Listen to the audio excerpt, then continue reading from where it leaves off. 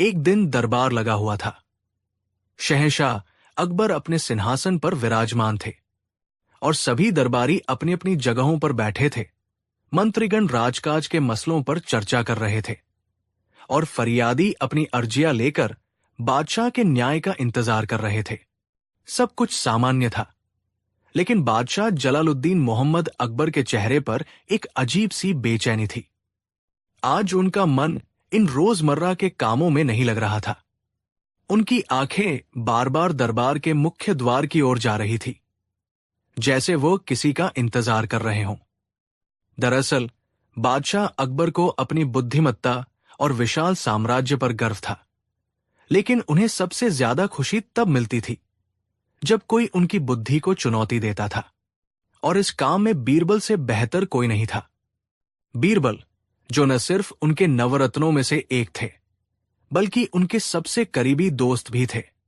अकबर ने मन ही मन सोचा, बहुत दिन हो गए बीरबल की अक्ल का इम्तिहान नहीं लिया।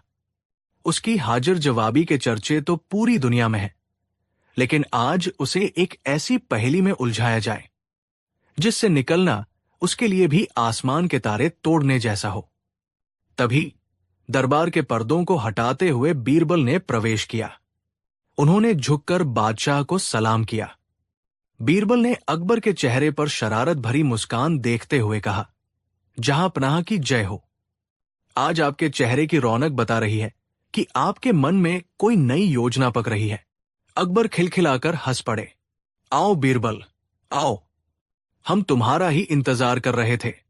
आज हमें तुमसे कोई सलाह नहीं चाहिए, बल्कि आज हम तुम्हारी काबिलियत को तौलना चाहते हैं। ये सुनते ही पूरे दरबार में एक खामोशी छा गई।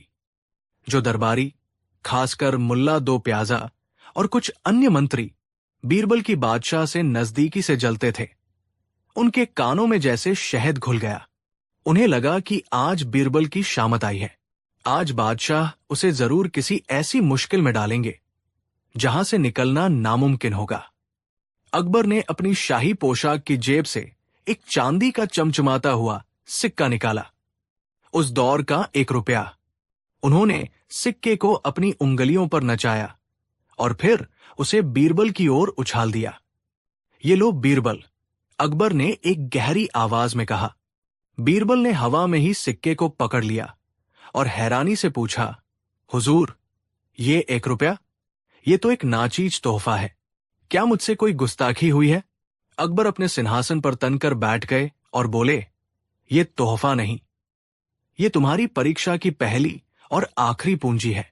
हमारी चुनौती यह है कि तुम्हें इस 1 रुपए से कल शाम तक ठीक इसी वक्त पूरे 1000 रुपए कमाने हैं।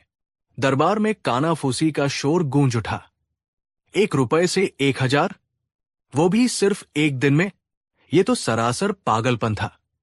अकबर ने अपनी उंगली उठाकर सबको शांत किया और अपनी शर्तें गिनवानी शुरू की। और सुनो बीरबल, हमारी शर्तें बहुत सख्त है। पहली शर्त, तुम ये पैसा किसी से उधार या कर्ज के रूप में नहीं लोगे। दूसरी शर्त, तुम किसी के आगे हाथ नहीं फैलाओगे, यानी भीख मांगना मना है। तीसरी शर्त, तुम शाही खजाने से एक पाई की भी मदद नहीं लोगे। और चौथी और सबसे बड़ी शर्त, तुम कोई ऐसा व्यापार नहीं करोगे जिसमें माल खरीदकर बेचा जाए, क्योंकि उसमें हफ्तों लगते हैं। तुम्हारे पास सिर्फ 24 घंटे हैं।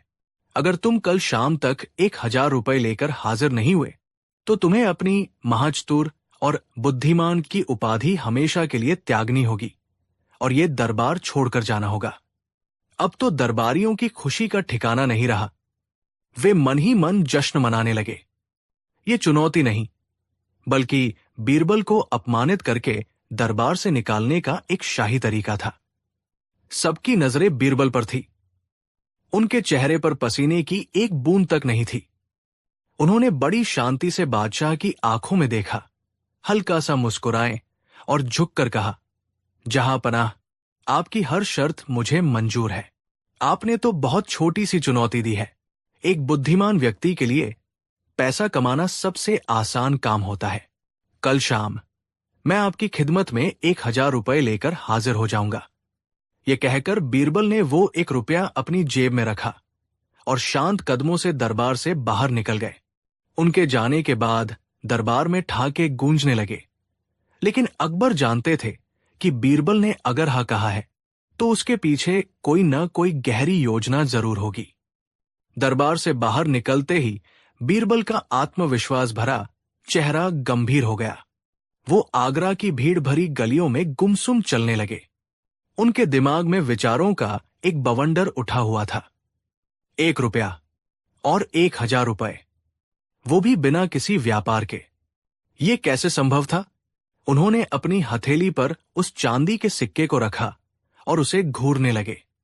उस जमाने में 1 रुपए से एक परिवार का कुछ दिनों का गुजारा हो सकता था। लेकिन ये रकम इतनी बड़ी नहीं थी कि उससे कोई चमत्कार किया जा सके। वो सोचने लगे, अगर मैं मेहनत मजदूरी करता हूं तो दिन भर में कुछ आने ही कमा पाऊंगा।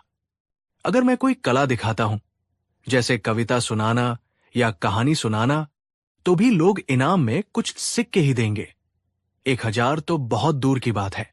चलते चलते वो शहर के मुख्य बाजार में पहुंच गए। वहां का माहौल बड़ा ही जीवंत था। कोई मसाले बेच रहा था, कोई कपड़े, कोई इत्र। हर कोई कुछ न कुछ बेच रहा था और लोग खरीद रहे थे। बीरबल ने सोचा, पैसा कमाने के लिए कुछ बेचना तो पड़ेगा। लेकिन बादशाह ने व्यापार करने से मना किया है। इसका मतलब है कि मैं कोई वस्तु नहीं बेच सकता।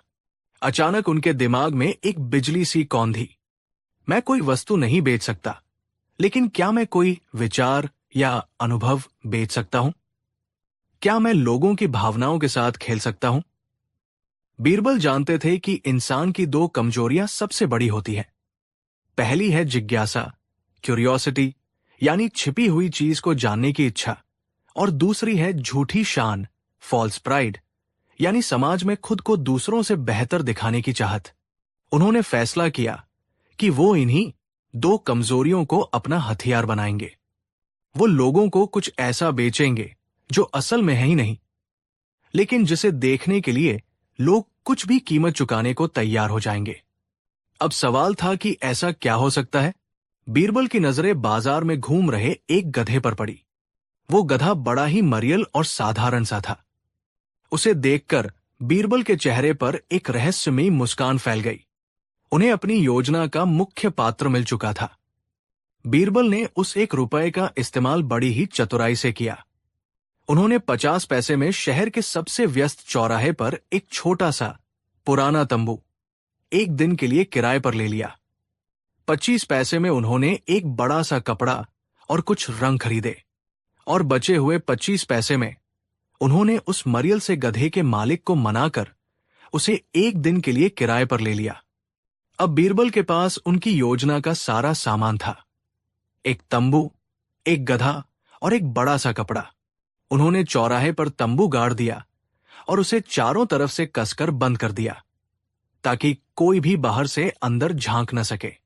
फिर उन्होंने उस बड़े से कपड़े पर मोटे मोटे अक्षरों में एक ऐसा विज्ञापन लिखा जिसे पढ़कर कोई भी अपनी उत्सुकता रोक न पाए। उस पर लिखा था, दुनिया का 8वां अजूबा, एक ऐसा चमत्कारी जानवर जो इंसानों की तरह बात करता है और आपका भविष्य बताता है। इसके दर्शन मात्र से खुल जाएगी आपकी किस्मत। ऐसा मौका जिंदगी में दोबारा नहीं मिलेगा। अंदर जाने का शुल्क सिर्फ 1 रुपया प्रति व्यक्ति। ये विज्ञापन तंबू के बाहर टांगते ही वहां से गुजरने वाले लोगों की भीड़ जमा होनी शुरू हो गई। चमत्कारी जानवर जो बात करता है। लोग एक दूसरे से कानाफूसी करने लगे। कुछ लोग इसे धोखा मानकर हंस रहे थे, लेकिन ज्यादातर लोगों के मन में जिज्ञासा का कीड़ा कुलबुलाने लगा था। बीरबल ने अपना भेष बदल लिया। उन्होंने एक फकीर जैसे कपड़े पहने, चेहरे पर लंबी नकली दाढ़ी लगाई और हाथ में एक डंडा लेकर तंबू के दरवाजे पर बैठ गए, जैसे वो उस चमत्कारी जानवर के मालिक हो। दोपहर तक तंबू के बाहर अच्छी खासी भीड़ जमा हो चुकी थी। हर कोई उस रहस्य को जानना चाहता था, लेकिन कोई भी अपना 1 रुपया जोखिम में डालने वाला पहला व्यक्ति नहीं बनना चाहता था। तभी वहां शहर का सबसे अमीर और सबसे कंजूस सेठ जमनादास अपनी बग्घी से उतरा। उसकी नजर उस विज्ञापन पर पड़ी। सेठ जमनादास पैसे के मामले में बहुत चतुर था, लेकिन वो अंधा विश्वासी भी था। किस्मत खुलने की बात पढ़कर उसकी आंखों में चमक आ गई। उसने बीरबल, जो फकीर के भेष में थे, के पास जाकर रौब से पूछा, ऐ फकीर, क्या ये सब सच है या लोगों को लूटने का कोई नया धंधा शुरू किया है? बीरबल ने शांत भाव से कहा, सेठ जी, मैं किसी को मजबूर नहीं कर रहा। अंदर जो है वो दिव्य है। आप जैसे ज्ञानी पुरुष ही उसकी कीमत समझ सकते हैं। जाइए, अपनी आंखों से देखिए। अगर आपको लगे कि आपका 1 रुपया बर्बाद हुआ, तो मैं आपको 10 रुपए हर्जाना दूंगा। लेकिन मेरी एक शर्त है, आप अंदर जो कुछ भी देखेंगे उसके बारे में बाहर आकर किसी को एक शब्द नहीं बताएंगे, वरना उस जानवर का चमत्कार खत्म हो जाएगा। ये शर्त सुनकर सेठ की उत्सुकता और बढ़ गई। उसे लगा कि अंदर जरूर कोई रहस्यमयी चीज है। 10 रुपए हर्जाने की बात सुनकर उसे ये सौदा फायदे का लगा। उसने अपनी कमर से 1 रुपया निकाला और बीरबल के हाथ में थमाकर तंबू के अंदर घुस गया। तंबू के अंदर घना अंधेरा था। जब उसकी आंखें अंधेरे की आदी हुई, तो उसने जो देखा उसे देखकर उसका सिर चकरा गया। अंदर कोई चमत्कारी जानवर नहीं था। बीचों बीच वही मरियल सा गधा खड़ा था, जो सुबह बाजार में घूम रहा था, और उस गधे की पूंछ से एक तख्ती लटकी हुई थी, जिस पर लिखा था, इस दुनिया में 2 तरह के गधे होते हैं, एक मैं जो 4 पैरों वाला है, और दूसरा वह जो 1 रुपया खर्च करके मुझे देखने आया है। अब अपनी इस मूर्खता का ढिंढोरा बाहर जाकर मत पीटना, वरना पूरी दुनिया तुम पर हंसेगी। बेहतर यही है कि बाहर जाकर इस चमत्कार की इतनी तारीफ करो कि दूसरे गधे भी अंदर आने को मजबूर हो जाएं। सेठ जमनादास का चेहरा गुस्से से लाल हो गया। उसे समझ आ गया कि उसे बुरी तरह ठगा गया है। वो फकीर बीरबल का गला पकड़ने के लिए बाहर भागा, लेकिन दरवाजे पर पहुंचकर रुक गया। उसके दिमाग ने उसे रोका। उसने सोचा, अगर मैंने बाहर जाकर सच बता दिया कि अंदर एक गधा है, तो पूरे आगरा में मेरी बेइज्जती होगी। लोग कहेंगे, देखो, सेठ जमनादास इतना बड़ा व्यापारी होकर भी एक गधे को देखने के लिए 1 रुपया दे आया। मेरी सारी इज्जत, सारी साख मिट्टी में मिल जाएगी। इससे तो अच्छा है कि मैं चुप रहूं। ये सोचकर उसने अपने चेहरे पर एक झूठी, आश्चर्यचकित मुस्कान सजाई और तंबू से बाहर निकला। बाहर खड़ी भीड़ ने उसे घेर लिया। क्या हुआ सेठ जी? क्या देखा अंदर? क्या सच में कोई चमत्कार है? सेठ ने एक लंबी सांस ली और बड़े ही नाटकीय अंदाज में कहा, अद्भुत, अविश्वसनीय। मैंने अपनी पूरी जिंदगी में ऐसा दिव्य प्राणी नहीं देखा। उसकी आंखों में ब्रह्मांड का ज्ञान है। उसने मेरे कान में मेरे भविष्य के बारे में कुछ बताया है। मैं धन्य हो गया। तुम सब भी जाओ और अपने भाग्य को चमकाओ। ऐसा मौका फिर नहीं मिलेगा। सेठ जमनादास जैसे प्रतिष्ठित व्यक्ति के मुंह से ऐसी तारीफ सुनकर भीड़ पागल हो गई। अब किसी को कोई शक नहीं रहा। लोगों में अंदर जाने की होड़ मच गई।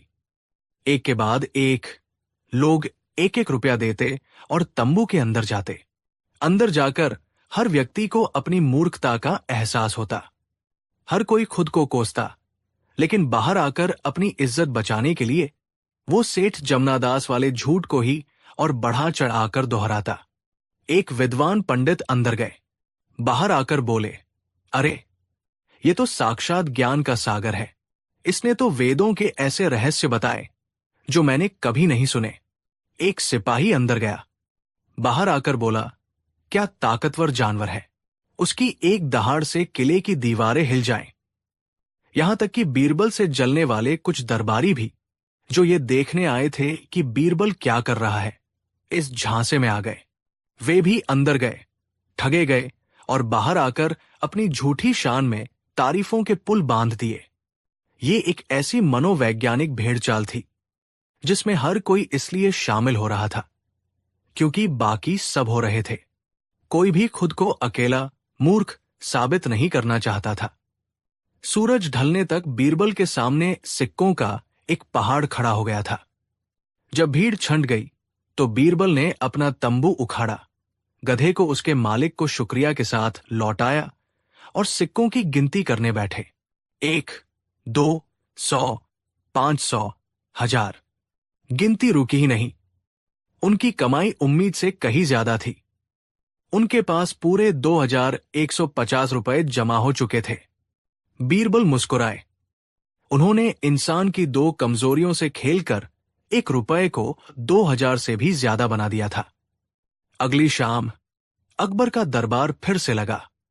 बादशाह बेचैनी से बीरबल का इंतजार कर रहे थे। दरबारी आपस में खुसर फुसर कर रहे थे। आज बीरबल का आखिरी दिन है। वो खाली हाथ आएगा और बादशाह उसे दरबार से निकाल देंगे। तभी बीरबल ने दरबार में प्रवेश किया। वो अकेले नहीं थे। उनके पीछे 2 सेवक थे जिन्होंने एक भारी बोरी उठा रखी थी, जिसमें से सिक्कों की खनक दूर तक सुनाई दे रही थी। बीरबल ने वो बोरी बादशाह अकबर के कदमों में रख दी। बोरी के खुलते ही चांदी के सिक्के फर्श पर बिखर गए, जिनकी चमक से दरबारियों की आंखें चौंधिया गई। अकबर अपनी गद्दी से खड़े हो गए। बीरबल, ये सब क्या है? ये तो 1000 से कहीं ज्यादा लगते हैं। बीरबल ने झुककर कहा, जहांपनाह, आपने 1000 रुपए मांगे थे। आपकी प्रजा ने मुझे 2 गुने से भी ज्यादा दे दिए। ये लीजिए आपकी अमानत। पूरे दरबार में ऐसा सन्नाटा छा गया जैसे सबको सांप सूंघ गया हो।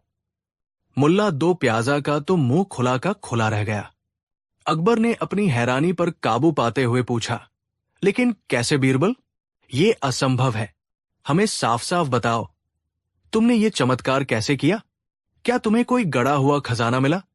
बीरबल मुस्कुराए और बोले, नहीं जहांपनाह, मैंने कोई खजाना नहीं खोजा। मैंने तो बस आगरा के बाजार में दुनिया का सबसे बड़ा खजाना बेचा। कौन सा खजाना? अकबर ने उत्सुकता से पूछा। बीरबल ने जवाब दिया, इंसान की मूर्खता, जहांपनाह। और फिर बीरबल ने अपनी पूरी योजना, तंबू, गधे और उस तख्ती की कहानी दरबार में सुनाई। उन्होंने बताया कि कैसे हर व्यक्ति अपनी झूठी शान बचाने के लिए झूठ बोलता गया और दूसरों को फंसाता गया। जैसे ही बीरबल ने बताया कि उस चमत्कारी जानवर की जगह एक साधारण सा गधा था, पूरा दरबार ठहाकों से गूंज उठा। वे दरबारी जो खुद कल उस तंबू में होकर आए थे, शर्म से पानी पानी हो गए। अकबर हंसते हंसते लोटपोट हो गए। उनकी आंखों से खुशी के आंसू बहने लगे। जब उनकी हंसी थमी तो उन्होंने बीरबल को गले लगा लिया और कहा, वाह बीरबल, वाह, मान गए तुम्हारी अक्ल को। तुमने न सिर्फ हमारी चुनौती पूरी की, बल्कि हम सबको और पूरी दुनिया को एक बहुत बड़ा सबक भी सिखाया है। तुमने साबित कर दिया कि सबसे बड़ी दौलत सोना चांदी नहीं, बल्कि दिमाग में होती है। तुम सच में इस सल्तनत के सबसे कीमती नवरत्न हो। उस दिन के बाद बीरबल की चतुराई का ये किस्सा इतिहास में हमेशा के लिए अमर हो गया। दोस्तों, ये कहानी हमें सिखाती है कि हमारी सबसे बड़ी ताकत हमारी सोच है। परिस्थितियां कितनी भी मुश्किल क्यों न हो, अगर हम दिमाग का सही इस्तेमाल करें तो नामुमकिन को भी मुमकिन बना सकते हैं। और हां, अगली बार जब कोई आपको कोई चमत्कारी चीज दिखाए तो भेड़चाल में शामिल होने से पहले अपनी अक्ल का इस्तेमाल जरूर करना। कहानी 2। ये उन दिनों की बात है जब मुगल साम्राज्य शांति और समृद्धि के दौर से गुजर रहा था। बादशाह अकबर अपने दीवान खास में बैठे थे। बाहर हल्की हल्की बारिश हो रही थी और मौसम बहुत सुहाना था। ऐसे शांत माहौल में अक्सर बादशाह के मन में गहरे दार्शनिक सवाल उठते थे। अकबर ने अपने दरबारियों की ओर देखा और एक सवाल पूछा जिसने सबको सोच में डाल दिया। अकबर ने पूछा, दरबारियों, हम रोज सल्तनत के मसले सुलझाते हैं, लड़ाइयां लड़ते हैं, कानून बनाते हैं, लेकिन आज हमारे मन में एक सवाल है। बताओ, इस पूरी कायनात में, इस पूरे ब्रह्मांड में सबसे शक्तिशाली और सबसे खतरनाक चीज क्या है? दरबार में खामोशी छा गई। एक सेनापति ने कहा, जहांपनाह, सबसे शक्तिशाली चीज एक अजेय सेना है। एक खजांची ने कहा, हुजूर, सबसे ताकतवर चीज दौलत है, जिससे कुछ भी खरीदा जा सकता है। एक मंत्री ने कहा, सरकार, सबसे खतरनाक चीज एक दुश्मन का धोखा है। अकबर किसी के जवाब से संतुष्ट नहीं हुए। उन्हें लगा कि ये सब सतही बातें हैं। उनकी नजरें बीरबल को ढूंढ रही थी, लेकिन बीरबल उस दिन किसी जरूरी काम से शहर से बाहर गए हुए थे। तभी दरबार में एक नए मेहमान का आगमन हुआ। वो थे पंडित दिव्याज्ञान, पंडित दिव्याज। नान काशी के एक बहुत बड़े विद्वान थे। उनके ज्ञान की चर्चा दूर दूर तक थी। उन्होंने कई शास्त्र पढ़े थे और उनकी वाणी में सरस्वती का वास माना जाता था। लेकिन उनके ज्ञान के साथ साथ उनके अंदर एक और चीज थी, घमंड। उन्हें लगता था कि इस दुनिया में उनसे बड़ा ज्ञानी कोई नहीं है। पंडित दिव्याज्ञान को जब पता चला कि बादशाह ने ऐसा सवाल पूछा है, तो उन्हें लगा कि यही मौका है बादशाह को प्रभावित करने का और दरबार में अपनी जगह बनाने का। वो मन ही मन बीरबल से बहुत जलते थे। उन्हें लगता था कि बीरबल सिर्फ मजाकिया बातें करके बादशाह का दिल जीतता है, जबकि असली ज्ञान तो उनके जैसे पंडितों के पास है। पंडित दिव्याज्ञान आगे आए और उन्होंने बादशाह को प्रणाम किया। पंडित दिव्याज्ञान ने कहा, शहंशाह, आपने जो प्रश्न पूछा है उसका उत्तर किसी तलवार या सोने में नहीं, बल्कि शास्त्रों के गहरे ज्ञान में छिपा है। इस दुनिया में सबसे शक्तिशाली और सबसे खतरनाक चीज है राजधर्म और राजा का संकल्प। अकबर ने उत्सुकता से पूछा, पंडित जी, अपनी बात को विस्तार से समझाइए। पंडित दिव्याज्ञान ने एक चालाक मुस्कान के साथ कहा, हुजूर, शास्त्र कहते हैं कि राजा धरती पर ईश्वर का प्रतिनिधि होता है। उसका संकल्प ही सृष्टि का नियम बन जाता है। जब आप कोई फैसला लेते हैं तो वो सिर्फ एक हुक्म नहीं होता, वो भाग्य का लेख बन जाता है। सूरज आपके लिए उगता है, नदियां आपके लिए बहती है। आपकी इच्छा ही राजधर्म है। यही शक्ति आपको ईश्वर के बराबर बनाती है। और ये खतरनाक इसलिए है क्योंकि अगर कोई इस राजधर्म का अपमान करता है तो वो सीधे सीधे ईश्वर का अपमान करता है और उसका विनाश निश्चित है। पंडित दिव्याज्ञान की बातें अकबर के कानों में शहद की तरह घुल गई। ये एक ऐसी व्याख्या थी जो सीधे सीधे उनके अहंकार को सहला रही थी। राजा ईश्वर का प्रतिनिधि है, उसका संकल्प ही भाग्य है। ये बातें सुनकर अकबर को लगा कि आज उन्हें अपने जीवन का सबसे बड़ा सत्य पता चला है। अकबर ने कहा, वाह पंडित जी वाह, आज तक किसी ने हमें इतनी गहरी बात नहीं बताई। आपने हमारी आंखें खोल दी। आज से आप हमारे शाही सलाहकार नियुक्त किए जाते हैं। अकबर ने पंडित को सोने की मोहरों से तौल दिया और उन्हें दरबार में एक ऊंचा पद दे दिया। लेकिन ये गलत नान एक मीठे जहर की तरह था जो धीरे धीरे अकबर के व्यवहार में उतरने लगा। पहले अकबर अपनी प्रजा की छोटी छोटी समस्याओं को भी ध्यान से सुनते थे। अब उन्हें लगता था कि ये सब छोटी मोटी बातें हैं। वो सोचने लगे, मैं इतनी बड़ी सल्तनत का भाग्य विधाता हूं और ये लोग नाली और पानी की शिकायतें लेकर आते हैं। एक दिन एक बूढ़ा किसान जिसकी फसल सूखे की वजह से बर्बाद हो गई थी, रोता हुआ दरबार में आया। उसने बादशाह से लगान मापी की गुहार लगाई। पुराने अकबर होते तो शायद उसका पूरा लगान माफ कर देते, लेकिन नए ज्ञानी अकबर ने अहंकार से कहा, अगर मेरी सल्तनत में सूखा पड़ा है तो ये भी ईश्वर की ही मर्जी होगी जो मेरे जरिए पूरी हो रही है। जाओ मेहनत करो, जब मेरे संकल्प में होगा तो बारिश भी हो जाएगी। किसान टूटा हुआ दिल लेकर वापस चला गया। तानसेन के एक शिष्य ने दरबार में एक नई धुन सुनाई।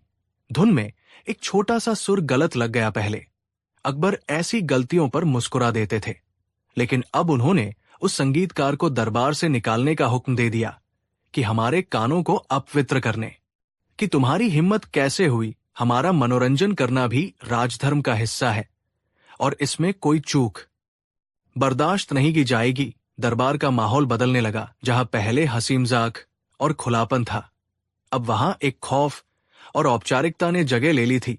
मंत्रीगण भी बादशाह को सच बताने से डरने लगे थे। पंडित दिव्याज्ञान हर रोज अकबर के कान भरते और उन्हें यकीन दिलाते कि वो जो कर रहे हैं वही परम सत्य है। आगरा शहर जो अपने बादशाह की दरियादिली के लिए मशहूर था, अब अपने बादशाह के अहंकार से त्रस्त होने लगा था।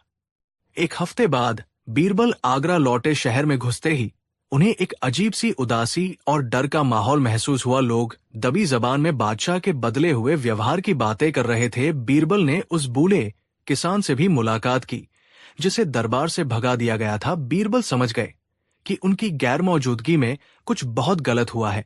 अगले दिन बीरबल दरबार पहुंचे। उन्होंने देखा कि अकबर अपने सिंहासन पर एक मूर्ति की तरह बैठे हैं। चेहरे पर कोई भाव नहीं, सिर्फ एक अजीब सा घमंड है। पंडित दिव्याज्ञान उनके बगल में बैठे थे और बीरबल को देखकर घृणा से मुस्कुरा रहे थे। बीरबल ने अदब से सलाम किया। अकबर ने बिना मुस्कुराए कहा, आ गए बीरबल, सुना है तुम शहर में लोगों की शिकायतें सुन रहे थे। क्या तुम्हें हमारे राजधर्म पर कोई शक है? बीरबल ने कहा, नहीं जहांपनाह, मुझे आपके धर्म पर नहीं बल्कि आपको दिए गए ज्ञान पर शक है। आपने दरबार में सवाल पूछा था कि दुनिया में सबसे शक्तिशाली और खतरनाक चीज क्या है। आपको जो जवाब मिला वो अधूरा और भ्रामक है। पंडित दिव्याज्ञान गुस्से से खड़े हो गए और बोले, चुप रहो विदूषक, तुम शास्त्रों का अर्थ क्या जानो? तुम सिर्फ बादशाह का मन बहला सकते हो, उन्हें ज्ञान नहीं दे सकते। बीरबल ने कहा, पंडित जी, सच्चा ज्ञान शास्त्रों की भाषा में नहीं बल्कि इंसान के दिल में होता है, और मैं ये साबित कर सकता हूं कि आपका दिया ज्ञान गलत है। अकबर को अपनी बुद्धि पर बहुत भरोसा था। उन्हें लगा कि बीरबल सिर्फ ईर्ष्या के कारण पंडित का विरोध कर रहे हैं। अकबर ने कहा, ठीक है बीरबल, हम तुम्हें एक मौका देते हैं। तुम साबित करो कि पंडित जी गलत है, और अगर तुम साबित नहीं कर पाए तो तुम्हें हमेशा के लिए ये दरबार छोड़ना होगा।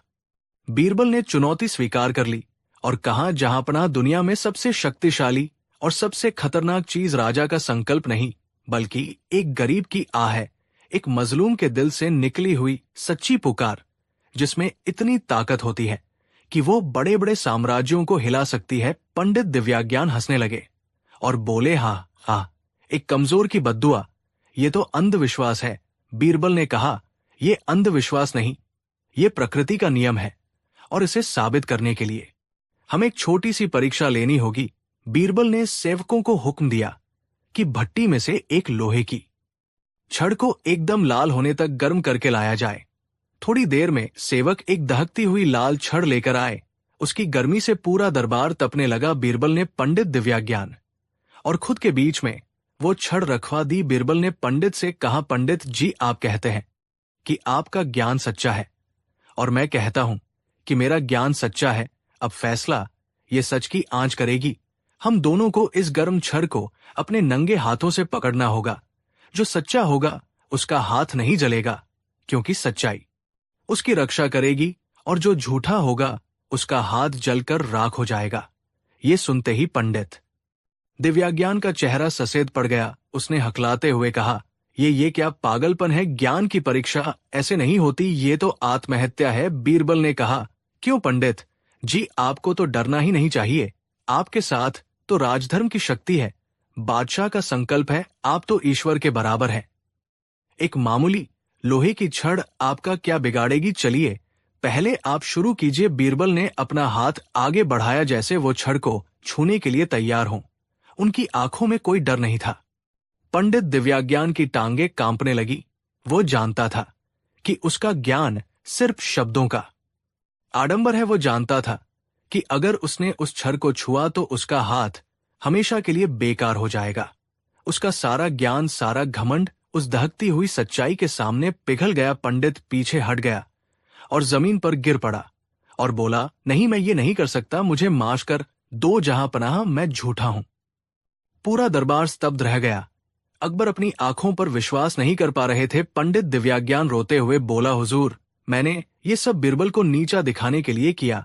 मैं दरबार में सबसे बड़ा ज्ञानी बनना चाहता था, इसलिए मैंने आपको वो ज्ञान दिया जो आपको सुनने में अच्छा लगे, न कि वो जो सच हो। बीरबल ने सेवकों को छड़ हटाने का इशारा किया और अकबर की ओर मुड़कर कहा, देखा जहांपनाह, झूठे ज्ञान में शब्द तो बहुत होते हैं, लेकिन साहस नहीं होता, क्योंकि साहस सिर्फ सच्चाई से आता है। बीरबल ने आगे कहा, जहांपनाह, आप ईश्वर के प्रतिनिधि जरूर है, लेकिन आपका काम अपनी इच्छा थोपना नहीं बल्कि ईश्वर की बनाई हुई प्रजा की सेवा करना है।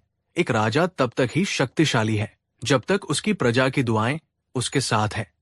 जिस दिन उस बूढ़े किसान जैसी हजारों आह आपके खिलाफ उठेंगी, उस दिन आपकी सल्तनत की नींव हिल जाएगी। यही दुनिया की सबसे बड़ी शक्ति है और यही सबसे बड़ा खतरा अकबर के सिर से अहंकार का नशा उतर चुका था। उन्हें अपनी गलती का एहसास हुआ। उन्हें उस किसान का चेहरा याद आया, उस संगीतकार का अपमान याद आया। उनकी आंखों में आंसू आ गए। वे अपने सिंहासन से उतरे और पहली बार भरे। दरबार में उन्होंने अपनी गलती स्वीकार की। अकबर ने कहा, बीरबल, आज तुमने सिर्फ एक पंडित का घमंड नहीं तोड़ा, तुमने अपने बादशाह का घमंड तोड़ा है। हम गलत थे। हम इस झूठे ज्ञान के नशे में अपनी प्रजा से दूर हो गए थे।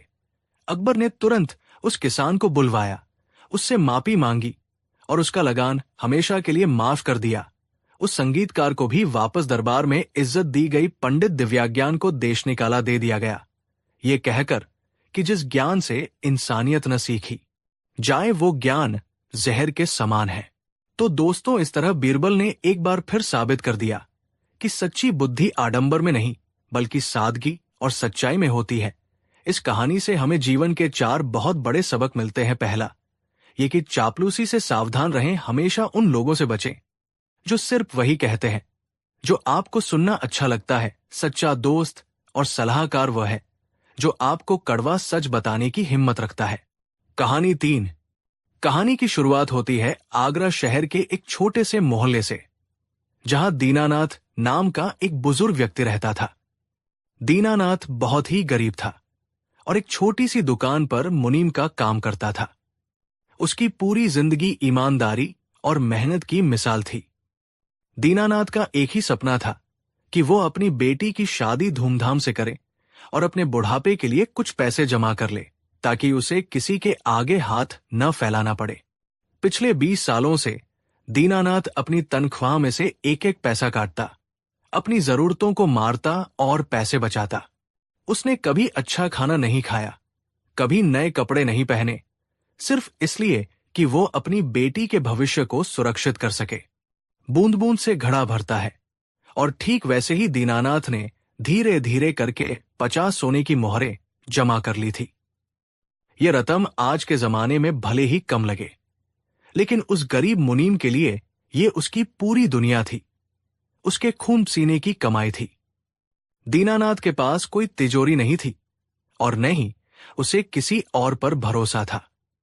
इसलिए उसने उन 50 सोने की मोहरों को सुरक्षित रखने का एक अनोखा तरीका निकाला था। उसके पास एक बहुत पुराना, मोटा और रजाई जैसा भारी ऊनी कोट था, जिसे वो सर्दियों में पहनता था। उसने बड़ी होशियारी से उस कोट के अंदर की अस्तर को थोड़ा सा उधेड़ा और उन 50 सोने की मोहरों को रुई के बीच में छिपाकर ऊपर से दोबारा सिलाई कर दी। अब वो कोट सिर्फ एक कपड़ा नहीं, बल्कि दीनानाथ की चलती फिरती तिजोरी बन चुका था। वो जहां भी जाता, उस कोट को अपनी नजरों से दूर नहीं होने देता था। समय बीतता गया और दीनानाथ की बेटी की शादी तय हो गई। शादी के इंतजाम के लिए उसे कुछ दिनों के लिए शहर से बाहर दूसरे गांव जाना पड़ा। दीनानाथ को लगा कि सफर में इतना कीमती कोट और उसमें छिपी मोहरें साथ ले जाना सुरक्षित नहीं होगा। रास्ते में चोर डाकुओं का डर था। उसने सोचा कि कोट को आगरा में ही किसी भरोसेमंद आदमी के पास रखवा देना चाहिए। बहुत सोचने के बाद उसे रसीला धोबी का ख्याल आया। रसीला धोबी दीनानाथ के मोहल्ले में ही रहता था और दीनानाथ के कपड़े पिछले कई सालों से वही धोता था। दोनों के बीच अच्छी जान पहचान थी और दीनानाथ रसीला को अपना दोस्त मानता था। दीनानाथ को लगा कि रसीला से ज्यादा सुरक्षित जगह और कोई नहीं हो सकती। अगली सुबह दीनानाथ अपना पुराना मैला कोट लेकर रसीला धोबी की दुकान पर पहुंचा। रसीला उस समय कपड़ों की इस्त्री कर रहा था। दीनानाथ ने कहा कि रसीला भाई, मैं अपनी बेटी की शादी के सिलसिले में कुछ दिनों के लिए बाहर जा रहा हूं। ये मेरा पुराना ऊनी कोट है, ये काफी गंदा हो गया है। तुम इसे अच्छे से धोकर अपने पास ही रखना। जब मैं वापस आऊंगा तो इसे ले लूंगा और तुम्हारी धुलाई के पैसे भी दे दूंगा। रसीला धोबी ने हंसते हुए कोट ले लिया और कहा कि अरे दीनानाथ काका, आप बेफिक्र होकर जाइए, आपका कोट यहां एकदम सुरक्षित रहेगा। मैं इसे ऐसा चमका दूंगा कि आप पहचान भी नहीं पाएंगे। दीनानाथ ने राहत की सांस ली। उसने रसीला को यह नहीं बताया कि कोट के अंदर सोने की मोहरें छिपी है। उसे लगा कि अगर वो नहीं बताएगा तो रसीला को कभी पता नहीं चलेगा, और अगर बता दिया तो शायद रसीला की नीयत डोल जाए। यही दीनानाथ की सबसे बड़ी भूल साबित हुई, या शायद उसकी सावधानी ही उसकी मुसीबत बन गई। रसीला धोबी स्वभाव से तो मीठा बोलता था, लेकिन अंदर से वो बेहद लालची था। जैसे ही दीनानाथ गया, रसीला ने कोट को धोने के लिए भट्टी पर चढ़ाने की तैयारी की। कोट बहुत भारी था।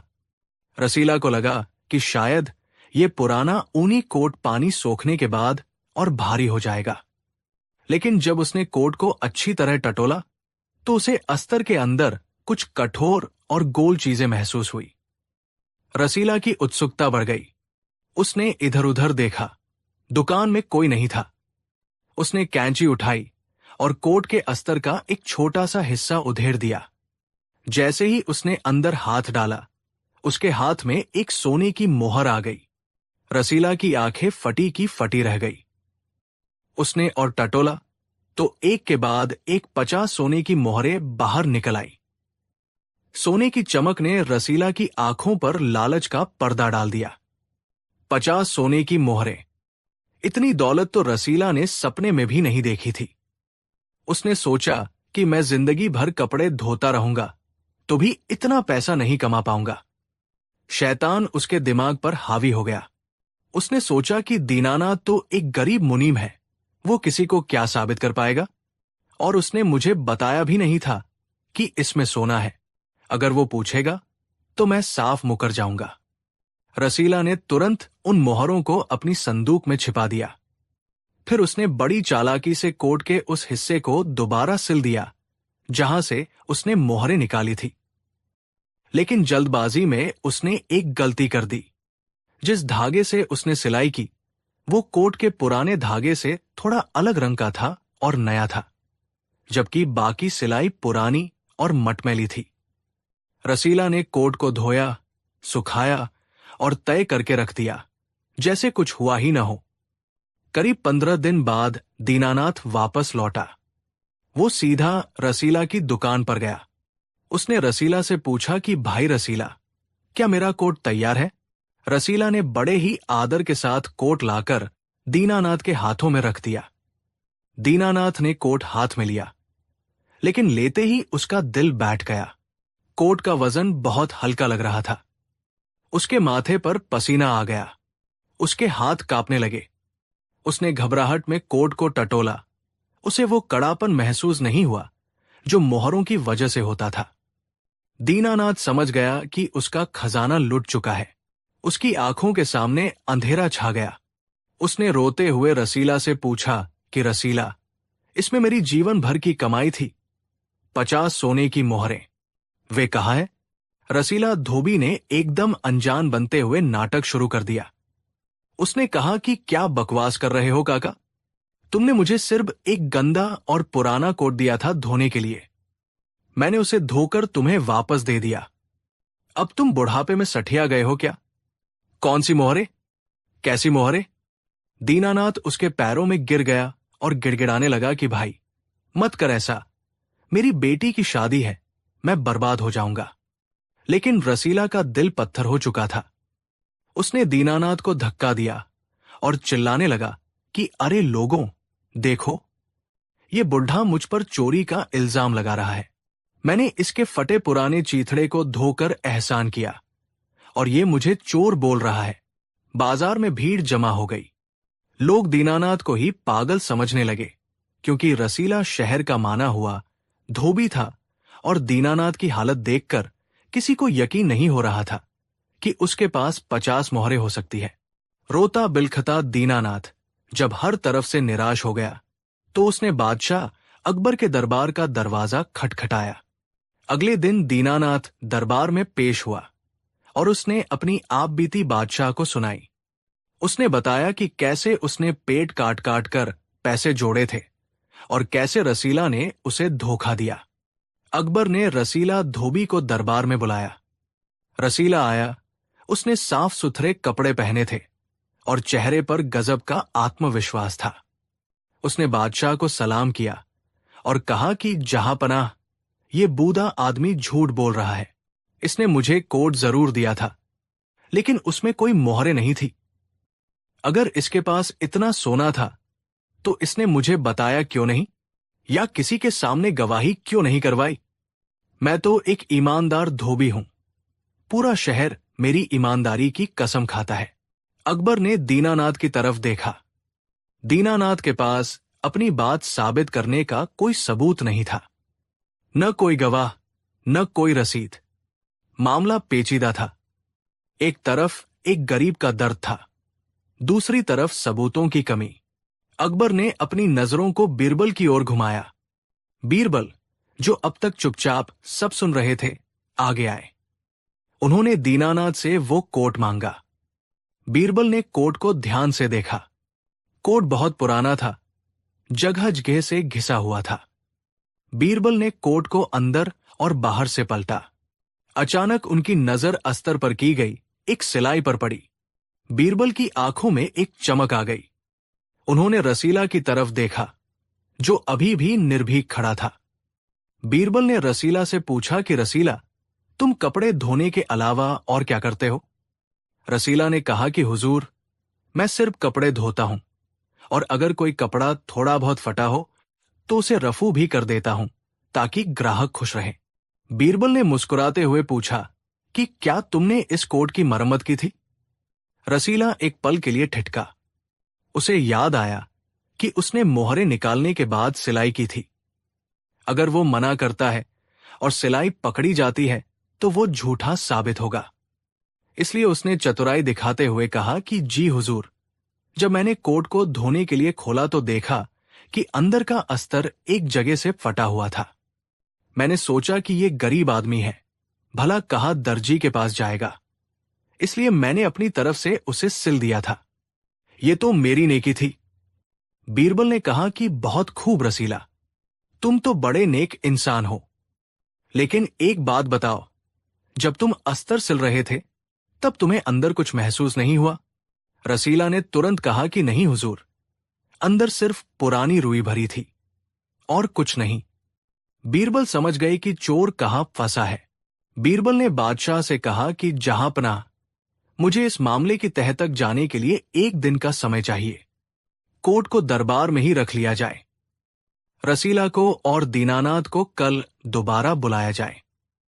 बीरबल कोट लेकर अपने घर चले गए। उन्होंने शहर के सबसे माहिर दर्जी को बुलवाया।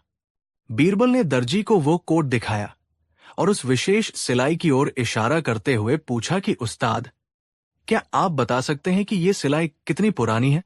दर्जी ने ध्यान से धागे को देखा, उसे अपने नाखूनों से कुरेदा और फिर सूंघा। उसने कहा कि हुजूर, ये धागा और ये सिलाई बमुश्किल 10 या 15 दिन पुरानी है, जबकि कोट की बाकी सिलाई कई साल पुरानी है। और एक खास बात यह है कि यह धागा आम सिलाई का धागा नहीं है। ये वो मोटा धागा है जो अक्सर धोबी लोग बोरियों को सिलने या मोटे कपड़ों पर निशान लगाने के लिए इस्तेमाल करते हैं। ये बाजार में हर जगह नहीं मिलता। बीरबल को सुराग मिल चुका था, लेकिन सिर्फ ये साबित करना काफी नहीं था कि सिलाई नई है। उन्हें रसीला के मुंह से सच उगलवाना था। बीरबल जानते थे कि अपराधी तब टूटता है जब उसे लगता है कि उसका झूठ पकड़ा गया है, या जब उसे किसी बड़े नुकसान का डर होता है। बीरबल ने एक योजना बनाई। अगले दिन दरबार लगा। रसीला और दीनानाथ दोनों मौजूद थे। बीरबल ने रसीला को बहुत प्यार से बुलाया और कहा कि रसीला, हमने जांच करवाई, तुम्हारी बात सच लगती है। कोट बहुत पुराना है और हो सकता है कि दीनानाथ को गलतफहमी हुई हो कि उसने पैसे इसी कोट में रखे थे। बुढ़ापे में याददाश्त कमजोर हो ही जाती है। ये सुनकर रसीला का चेहरा खिल उठा। दीनानाथ हताश होकर रोने लगा। लेकिन तभी बीरबल ने अपनी चाल चली। बीरबल ने कहा कि रसीला, तुम्हारी ईमानदारी से हम बहुत खुश हैं। बादशाह अकबर तुम्हें शाही धोबी का दर्जा देना चाहते हैं, लेकिन शाही धोबी बनने के लिए एक रस्म होती है। रसीला ने लालच में आकर पूछा कि कैसी रस्म हुजूर? बीरबल ने एक मखमली थैली निकाली और कहा कि ये जादुई सूरमा है। इसे सच का सूरमा कहते हैं। इसे लगाने के बाद इंसान अगर झूठ बोले तो उसकी आंखें जलने लगती हैं और वो हमेशा के लिए अंधा हो जाता है। लेकिन सच्चे इंसान की आंखों की रोशनी और बढ़ जाती है। अब चूंकि तुम सच्चे हो, तुम्हें डरने की कोई जरूरत नहीं। बस ये सूरमा अपनी आंखों में लगाओ और कसम खाकर कहो कि तुमने मोहरे नहीं ली। उसके बाद तुम्हें शाही इनाम मिलेगा। रसीला पसीने से तरबतर हो गया। अंधा होने का डर, वो अंधविश्वासी था। उसके हाथ कांपने लगे। उसने सोचा कि अगर ये सूरमा सच में जादुई हुआ तो मेरी आंखों की रोशनी चली जाएगी तो दौलत किस काम की। बीरबल ने उसकी घबराहट देख ली। बीरबल ने अपनी आवाज सख्त करते हुए कहा कि क्या हुआ रसीला, हाथ क्यों कांप रहे हैं? लगाओ सुरमा। रसीला की हिम्मत जवाब दे गई। वो बीरबल के पैरों में गिर पड़ा और रोने लगा कि मुझे माफ कर दो हुजूर, मुझसे गलती हो गई। लालच ने मेरी मति भ्रष्ट कर दी थी। मोहरे मेरे घर पर संदूक में रखी है। मैंने ही अस्तर फाड़कर उन्हें निकाला था और फिर सिल दिया था। मुझे अंधा मत करो हुजूर। बीरबल ने मुस्कुराते हुए थैली वापस रख ली और कहा कि इसमें कोई जादुई सूरमा नहीं था, इसमें सिर्फ साधारण राख थी। लेकिन तुम्हारे मन के चोर और डर ने तुम्हें सच बोलने पर मजबूर कर दिया। दरबार में सन्नाटा छा गया और फिर तालियों की गड़गड़ाहट गूंज उठी। बादशाह अकबर ने बिरबल की पीठ थपथपाई। रसीला के घर से 50 मोहरे बरामद की गई और दीनानाथ को वापस दी गई। दीनानाथ की खुशी का ठिकाना न रहा। उसने रोते हुए बीरबल और बादशाह को दुआएं दी। बादशाह अकबर ने रसीला को कड़ी सजा सुनाई। उसे 100 कोड़े मारने और फिर जेल में डालने का हुक्म दिया गया, ताकि भविष्य में कोई भी किसी गरीब की अमानत में खयानत करने की जुर्रत न करे। दीनानाथ ने अपनी बेटी की शादी धूमधाम से की और बीरबल की बुद्धिमानी के किस्से उस शादी में हर किसी की जुबान पर थे। तो दोस्तों, इस कहानी से हमें ये सीख मिलती है कि बेईमानी का फल कभी मीठा नहीं होता। झूठ चाहे कितना भी गहरा गाड़ा गया हो, सच और बुद्धिमानी उसे खोदकर बाहर निकाल ही लेते हैं। दीनानाथ का भरोसा और बीरबल की चतुराई ने साबित कर दिया कि न्याय में देर हो सकती है, लेकिन अंधेर नहीं। धोबी ने सोचा था कि वो सिलाई करके अपने पाप को छिपा लेगा, लेकिन वही एक धागा उसके गले का फंदा बन गया। हमें हमेशा अपनी मेहनत की कमाई पर ही भरोसा करना चाहिए, क्योंकि दूसरे का हच मारकर कमाया गया धन कभी सुख नहीं देता, बल्कि वो इंसान को विनाश की ओर ले जाता है। कहानी 4। आगरा से कुछ कोस दूर एक छोटा सा गांव था, हरिपुर। ये गांव अपनी हरियाली और मेहनती किसानों के लिए जाना जाता था। इसी गांव में माधव नाम का एक किसान रहता था। माधव स्वभाव से बहुत ही सीधा साधा और ईश्वर से डरने वाला इंसान था। उसके पास थोड़ी सी जमीन थी, जिस पर खेती करके वो अपने परिवार का पेट पालता था। माधव की दुनिया बहुत छोटी थी। उसकी पत्नी, 2 बच्चे और उसका खेत। वो दिन भर कड़ी धूप में पसीना बहाता और शाम को रूखी सूखी रोटी खाकर चैन की नींद सोता। लेकिन कहते हैं न कि वक्त हमेशा एक जैसा नहीं रहता। एक साल गांव में भयंकर सूखा पड़ा, आसमान से आग बरसने लगी और जमीन प्यास से तड़क गई। माधव की खड़ी फसल आंखों के सामने सूख कर बर्बाद हो गई। घर में अनाज का एक दाना नहीं बचा। और मुसीबत कभी अकेले नहीं आती। उसी साल माधव की बेटी, जो अब विवाह योग्य हो चुकी थी, उसकी शादी की चिंता भी उसे सताने लगी। गांव में एक ही सहारा था, सेठ धनीराम। सेठ धनीराम नाम का तो धनी था, लेकिन दिल का बहुत ही गरीब और नीच था। वो गांव का सबसे बड़ा साहूकार था।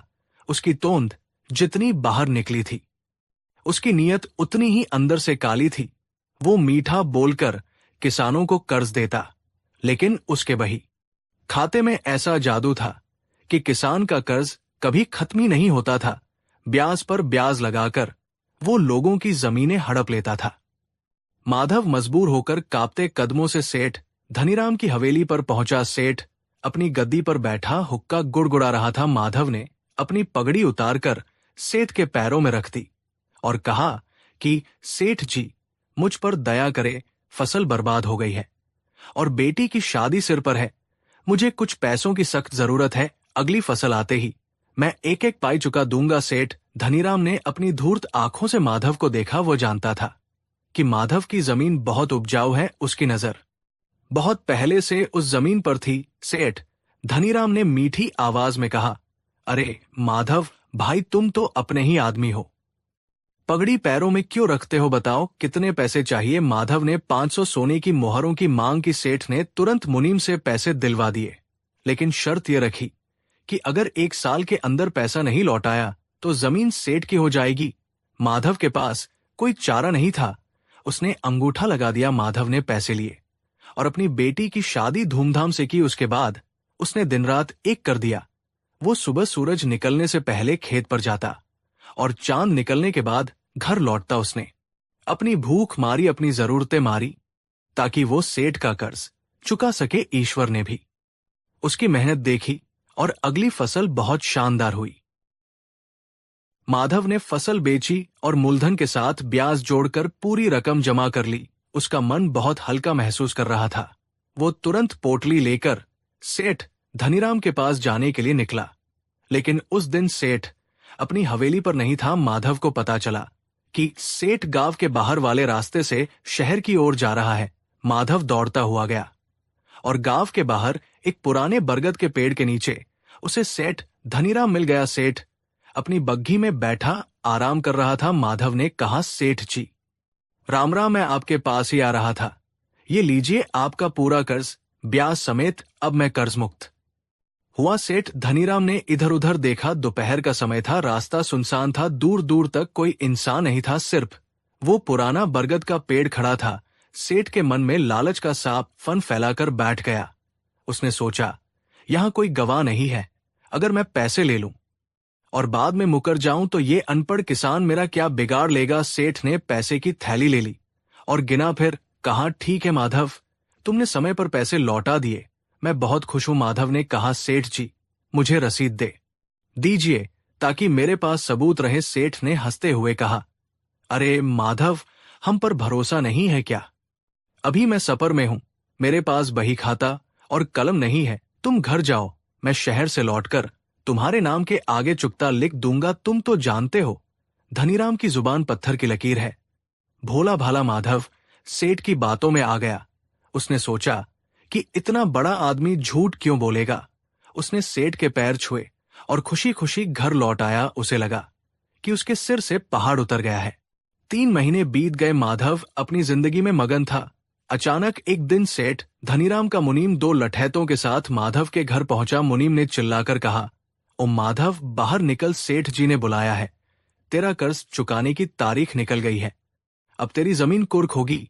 माधव के पैरों तले जमीन खिसक गई। उसने कहा, ये क्या कह रहे हो मुनीम जी? मैंने तो 3 महीने पहले ही सेठ जी को बरगद के पेड़ के नीचे पूरा पैसा दे दिया था। मुनीम ने कहा, झूठ मत बोल, हमारे बही खाते में तेरा कर्ज अभी भी खड़ा है। चल पंचायत में। माधव रोता बिलखता सेठ की हवेली पहुंचा। वहां गांव की पंचायत बैठी थी। सेठ धनीराम ने मगरमच्छ के आंसू बहाते हुए कहा, पंचों देखिए, इस कलयुग को मैंने इस गरीब की मदद की, अपनी बेटी की शादी के लिए पैसे दिए, और आज ये बेईमान कह रहा है कि इसने पैसे लौटा दिए। अगर लौटाए होते तो रसीद कहाँ है? गवाह कौन है? माधव गिड़गिड़ाता रहा कि सेठ जी भगवान से डरिए। मैंने उस बरगद के पेड़ के नीचे आपके हाथ में थैली दी थी। सेठ ने गुस्से का नाटक किया और कहा, कौन सा पेड़, कब दिए पैसे? मैं तो उस दिन शहर में था ही नहीं। ये आदमी झूठ बोल रहा है ताकि मेरी रकम हजम कर सके। चूंकि माधव के पास न कोई रसीद थी और न कोई गवाह, पंचायत भी कुछ नहीं कर सकी। सबूतों के अभाव में फैसला सेठ के पक्ष में जाने वाला था। माधव समझ गया कि गांव में उसे न्याय नहीं मिलेगा। उसने तय किया कि वो शहंशाह अकबर के दरबार में जाएगा। माधव आगरा पहुंचा। लाल किले के दीवाना में बादशाह अकबर का दरबार सजा हुआ था। माधव ने रोते हुए अपनी पूरी कहानी बादशाह को सुनाई।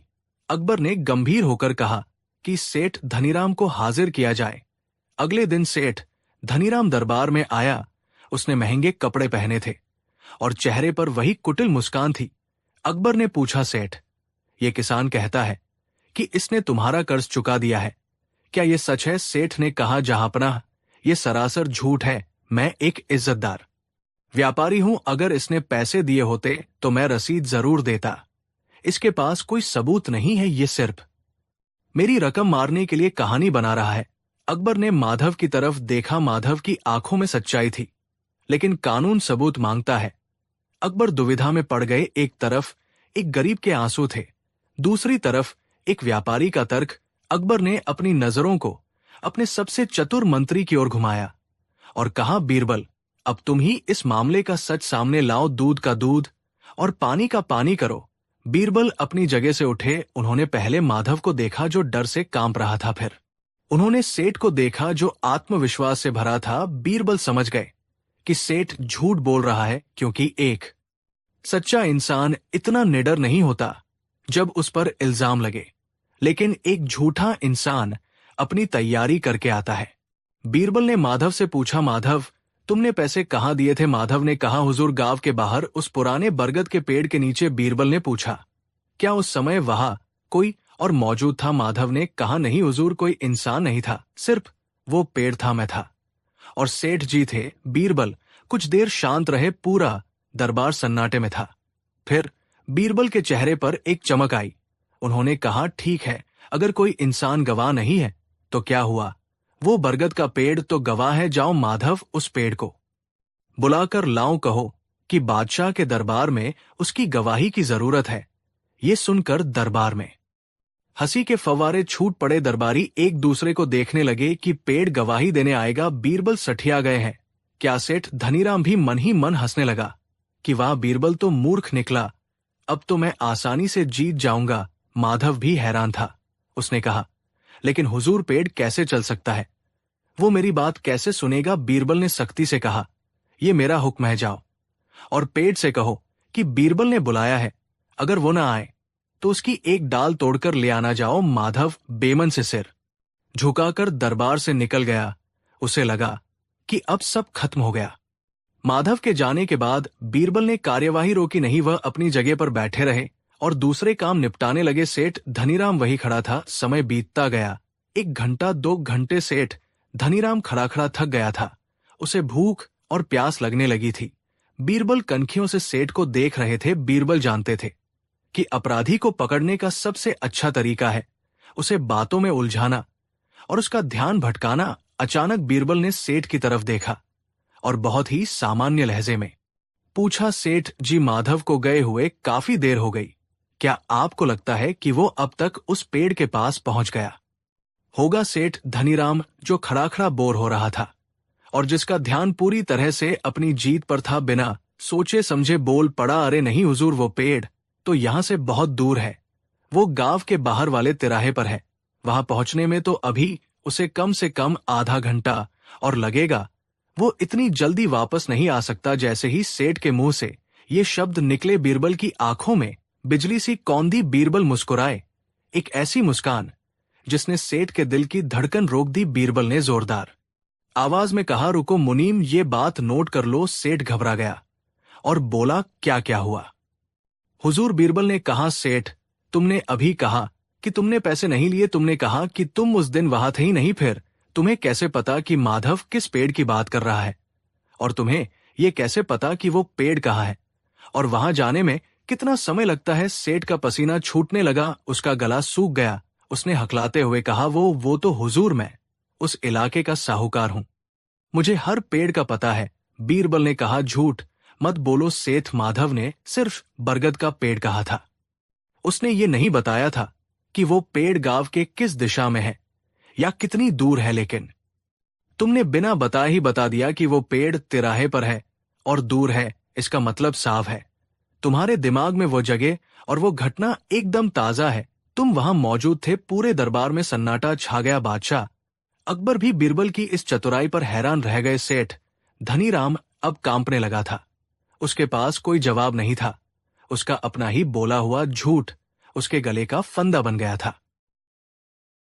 थोड़ी देर बाद माधव दरबार में वापस आया। वो बहुत निराश था। उसने कहा, हुजूर, माफ कर दीजिए, मैंने पेड़ से बहुत मिन्नतें की, लेकिन वो नहीं आया। लोग मुझे पागल समझ रहे थे। बीरबल अपनी जगह से उठे और माधव के कंधे पर हाथ रखा और कहा, माधव, उदास मत हो, तुम्हारे पेड़ ने गवाही दे दी है। माधव ने हैरानी से पूछा, क्या? लेकिन वो तो आया ही नहीं। बीरबल ने कहा, वो शरीर से नहीं आया, लेकिन उसकी आत्मा ने इस बेईमान सेठ की जुबान से सच उगलवा दिया। बीरबल ने बादशाह अकबर को पूरी घटना बताई कि कैसे सेठ ने पेड़ की सही लोकेशन और दूरी बताकर ये कबूल कर लिया कि वो उस जगह को जानता है जहां लेन देन हुआ था। अकबर का चेहरा गुस्से से लाल हो गया। उन्होंने सेठ धनीराम की ओर देखा और कहा, धनीराम, एक गरीब किसान जो अपना पेट काटकर तुम्हारा कर्ज चुकाता है, तुम उसे ही लूटने चले थे। तुम्हारी इस हरकत ने इंसानियत को शर्मसार किया है। सेठ धनीराम बादशाह के पैरों में गिर गया और गिड़गिड़ाने लगा, माफ कर दीजिए, जहां अपना लालच ने मेरी मति भ्रष्ट कर दी थी। अकबर ने फैसला सुनाया कि माफी गलती की होती है, गुनाह की नहीं, और तुमने गुनाह किया है। बादशाह ने हुक्म सुनाया कि सेठ धनीराम को तुरंत माधव का कर्ज माफ करने का लिखित प्रमाण देना होगा। माधव को मानसिक पीड़ा देने के बदले सेठ को उसे 100 सोने की मोहरें हर्जाने के रूप में देनी होंगी और धोखेबाजी के जुर्म में सेठ को 5 साल के लिए कारावास में डाला जाए, ताकि भविष्य में कोई साहूकार किसी गरीब को ठगने की हिम्मत न करे। माधव की आंखों से खुशी के आंसू बहने लगे। उसने बीरबल के पैर पकड़ लिए और कहा, दीवान जी, आपने सिर्फ मेरा घर नहीं बचाया, आपने मेरा विश्वास बचाया है। आज मुझे यकीन हो गया कि जब तक आप जैसे लोग हैं, गरीबों का कोई बाल भी बाका नहीं कर सकता। तो दोस्तों, देखा आपने, झूठ के पाव नहीं होते, लेकिन सच का रास्ता कभी कभी टेढ़ा जरूर होता है। बीरबल ने साबित कर दिया कि गवाह सिर्फ इंसान नहीं होते, कभी कभी हमारी अपनी जुबान और हमारा अपना डर ही हमारे खिलाफ सबसे बड़ा गवाह बन जाता है। सेठ धनीराम ने सोचा था कि वो पेड़ बोल नहीं सकता, इसलिए उसका राज राज ही रहेगा, लेकिन वो भूल गया था कि बीरबल के सामने पत्थरों से भी सच बुलवाने की कला है। इस कहानी से हमें 3 बड़ी सीख मिलती है। पहली, ये कि ईमानदारी का फल हमेशा मीठा होता है। माधव ने ईमानदारी से पैसा चुकाया, इसलिए अंत में जीत उसी की हुई। दूसरी, ये कि लालच बुरी बला है। सेठ के लालच ने न सिर्फ उसके पैसे डुबोए, बल्कि उसकी इज्जत और आजादी भी छीन ली। और तीसरी, ये कि बुद्धि बल से बड़ी है। जहां सबूत काम न आए, वहां दिमाग का सही इस्तेमाल बाजी पलट सकता है। अगर आपके जीवन में भी कभी ऐसी मुसीबत आए जहां कोई रास्ता ना दिखे, तो घबराइए मत, शांत दिमाग से सोचिए, क्योंकि हर ताले की चाबी उसी के आसपास छिपी होती है, जैसे सेठ के झूठ की चाबी उसी के शब्दों में छिपी थी। आपको बीरबल का ये न्याय कैसा लगा? क्या आप भी किसी ऐसे पेड़ को जानते हैं जिसने गवाही दी हो? हमें कमेंट में जरूर बताएं। अगर ये कहानी आपके दिल को छू गई हो तो वीडियो को लाइक करें और अपने दोस्तों के साथ शेयर करें। ऐसी ही अद्भुत कहानियों के लिए हमारे चैनल को सब्सक्राइब करना न भूले। मिलते हैं अगली कहानी में, तब तक के लिए जय हिंद। कहानी 5। ये वाकया है गर्मियों की एक दोपहर का। आगरा का लाल किला अपनी पूरी शानो शौकत के साथ खड़ा था। बादशाह अकबर का दरबार लगा हुआ था। हवा में इत्र की खुशबू थी और दरबारी संजीदगी से बैठे थे। तभी दरबार के मुख्य द्वार पर एक शोर सुनाई दिया। पहरेदारों ने बादशाह को सूचित किया कि एक बहुत ही पेचीदा मामला आया है, जिसे सुलझाना स्थानीय काजी के बस की बात नहीं रही। बादशाह ने इजाजत दी और दरबार में 3 लोग दाखिल हुए। सबसे आगे एक महिला थी। उसका नाम सुमित्रा था। वो देखने में किसी अच्छे घर की लग रही थी, लेकिन उसके कपड़े फटे पुराने थे और बालों में धूल जमी थी। उसकी आंखों में एक अजीब सा खालीपन था, जैसे वो किसी गहरे सदमे में हो। वो कुछ बोल नहीं रही थी, बस शून्य में घूरे जा रही थी। उसकी गोद में 5 साल का एक प्यारा सा बच्चा था, जो डर के मारे अपनी मां के गले से चिपका हुआ था। सुमित्रा के पीछे 2 आदमी खड़े थे, और यही इस कहानी का असली पेंच था। पहला आदमी था सेठ करोड़ीमल। वो शहर का एक नामी और अमीर व्यापारी था। उसने रेशमी कपड़े पहने थे, उंगलियों में सोने की अंगूठियां थी और चेहरे पर एक घमंड था। दूसरा आदमी था रघु। वो एक साधारण मजदूर था। उसके कपड़े पसीने से भीगे थे, हाथ खुरदरे थे और आंखों में बेबसी और आंसू थे। दोनों ही आदमी एक ही दावा कर रहे थे कि सुमित्रा उनकी पत्नी है और वो बच्चा उनका बेटा है। बादशाह अकबर ने पहले सेठ करोड़ीमल को अपनी बात कहने का मौका दिया। सेठ करोड़ीमल ने हाथ जोड़कर लेकिन एक नाटकीय अंदाज में कहा कि जहांपनाह, ये औरत मेरी पत्नी है और ये बच्चा मेरा वारिस है। 3 साल पहले ये मानसिक रूप से बीमार हो गई थी और घर से भाग गई थी। मैंने इसे ढूंढने में जमीन आसमान एक कर दिया। आज मुझे पता चला कि ये इस गरीब मजदूर रघु के पास है। ये मजदूर मेरी पत्नी की बीमारी का फायदा उठाकर उसे अपने पास रखे हुए है ताकि वह मेरे बच्चे को चुरा सके और भविष्य में मेरी जायदाद में हिस्सा मांग सके। मैं आपसे विनती करता हूं कि मेरी पत्नी और मेरे बच्चे को मुझे सौंपा जाए और इस मजदूर को कड़ी सजा दी जाए। सेठ की बात सुनकर दरबार में कानाफूसी शुरू हो गई। सेठ की बातें तर्कसंगत लग रही थी। आखिर एक पागल औरत को कोई भी बहला फुसला सकता है। फिर अकबर ने रघु की ओर देखा। रघु रो रहा था। उसने कांपते हुए होठों से कहा कि हुजूर, ये सेठ झूठ बोल रहा है। सुमित्रा मेरी पत्नी है। हम गरीब जरूर हैं, लेकिन हम बहुत खुश थे। कुछ साल पहले गांव में मेला लगा था। वहां भीड़ में सुमित्रा के सिर पर चोट लग गई और वो अपनी याददाश्त खो बैठी। वो भटक गई थी। मैं पागलों की तरह इसे ढूंढता रहा। आज जब ये मुझे मिली तो ये सेठ बीच में आ गया। हुजूर, ये सेठ निसंतान है। इसकी नजर मेरे बेटे पर है। ये मेरे बेटे को गोद लेना चाहता था, लेकिन मैंने मना कर दिया था। इसलिए अब ये मेरी पत्नी के पागलपन का फायदा उठाकर उसे और मेरे बच्चे को हड़पना चाहता है। मैं गरीब हूं हुजूर, मेरे पास कोई गवाह नहीं है, लेकिन ये बच्चा मेरा खून है। अकबर धर्म संकट में पड़ गए। मामला बहुत उलझा हुआ था। सुमित्रा कुछ बोल नहीं पा रही थी। उसकी याददाश्त जा चुकी थी, इसलिए वो ये नहीं बता सकती थी कि उसका असली पति कौन है। बच्चा बहुत छोटा था और डरा हुआ था। वो दोनों में से किसी के पास नहीं जा रहा था, सिर्फ मां से चिपका था। गांव दूर था, इसलिए तुरंत गवाह बुलाना मुमकिन नहीं था। अकबर ने दरबारियों की राय मांगी। ज्यादातर दरबारियों का कहना था कि बच्चे और महिला को सेठ करोड़ीमल को सौंप देना चाहिए। उनका तर्क था कि एक अमीर आदमी ही बीमार पत्नी और बच्चे की अच्छी परवरिश कर सकता है। रघु जैसा गरीब मजदूर एक पागल औरत और बच्चे को कैसे पालेगा? लेकिन अकबर का दिल नहीं मान रहा था। न्याय अमीरी और गरीबी देखकर नहीं किया जाता। अकबर ने अपनी नजरों को बीरबल की ओर घुमाया। बीरबल, जो अब तक खामोशी से दोनों आदमियों के चेहरे के भाव पत रहे थे, अपनी जगह से उठे। बीरबल ने कहा कि जहांपनाह, यह मामला सिर्फ पति पत्नी का नहीं, बल्कि एक पिता और पुत्र के रिश्ते का है। मां तो अपनी हालत की वजह से कुछ बोल नहीं सकती, लेकिन पिता का खून तो बोल सकता है।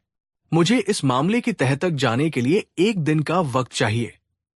बादशाह ने मंजूरी दे दी। सुमित्रा और बच्चे को शाही मेहमान खाने में रखा गया। सेठ और रघु को अलग अलग कमरों में निगरानी में रखा गया। अगली सुबह दरबार फिर सजा। बीरबल ने एक अजीबोगरीब तैयारी कर रखी थी। दरबार के बीचों बीच एक जल्लाद खड़ा था, जिसके हाथ में एक बड़ा सा कोड़ा हंटर था। बीरबल ने सिपाहियों को आदेश दिया कि बच्चे को दरबार में लाया जाए। बच्चा आया। वो अभी भी डरा हुआ था। फिर बीरबल ने सेठ करोड़ीमल और रघु को बुलाया। बीरबल ने गंभीर आवाज में कहा कि हमने कल पूरी रात जांच पड़ताल की। हमें पता चला है कि यह बच्चा, जिसे तुम दोनों अपना बेटा बता रहे हो, यह कोई साधारण बच्चा नहीं है। शाही ज्योतिषियों ने बताया है कि इस बच्चे की कुंडली में एक बहुत बड़ा दोष है। यह बच्चा भविष्य में सल्तनत के लिए खतरा बन सकता है।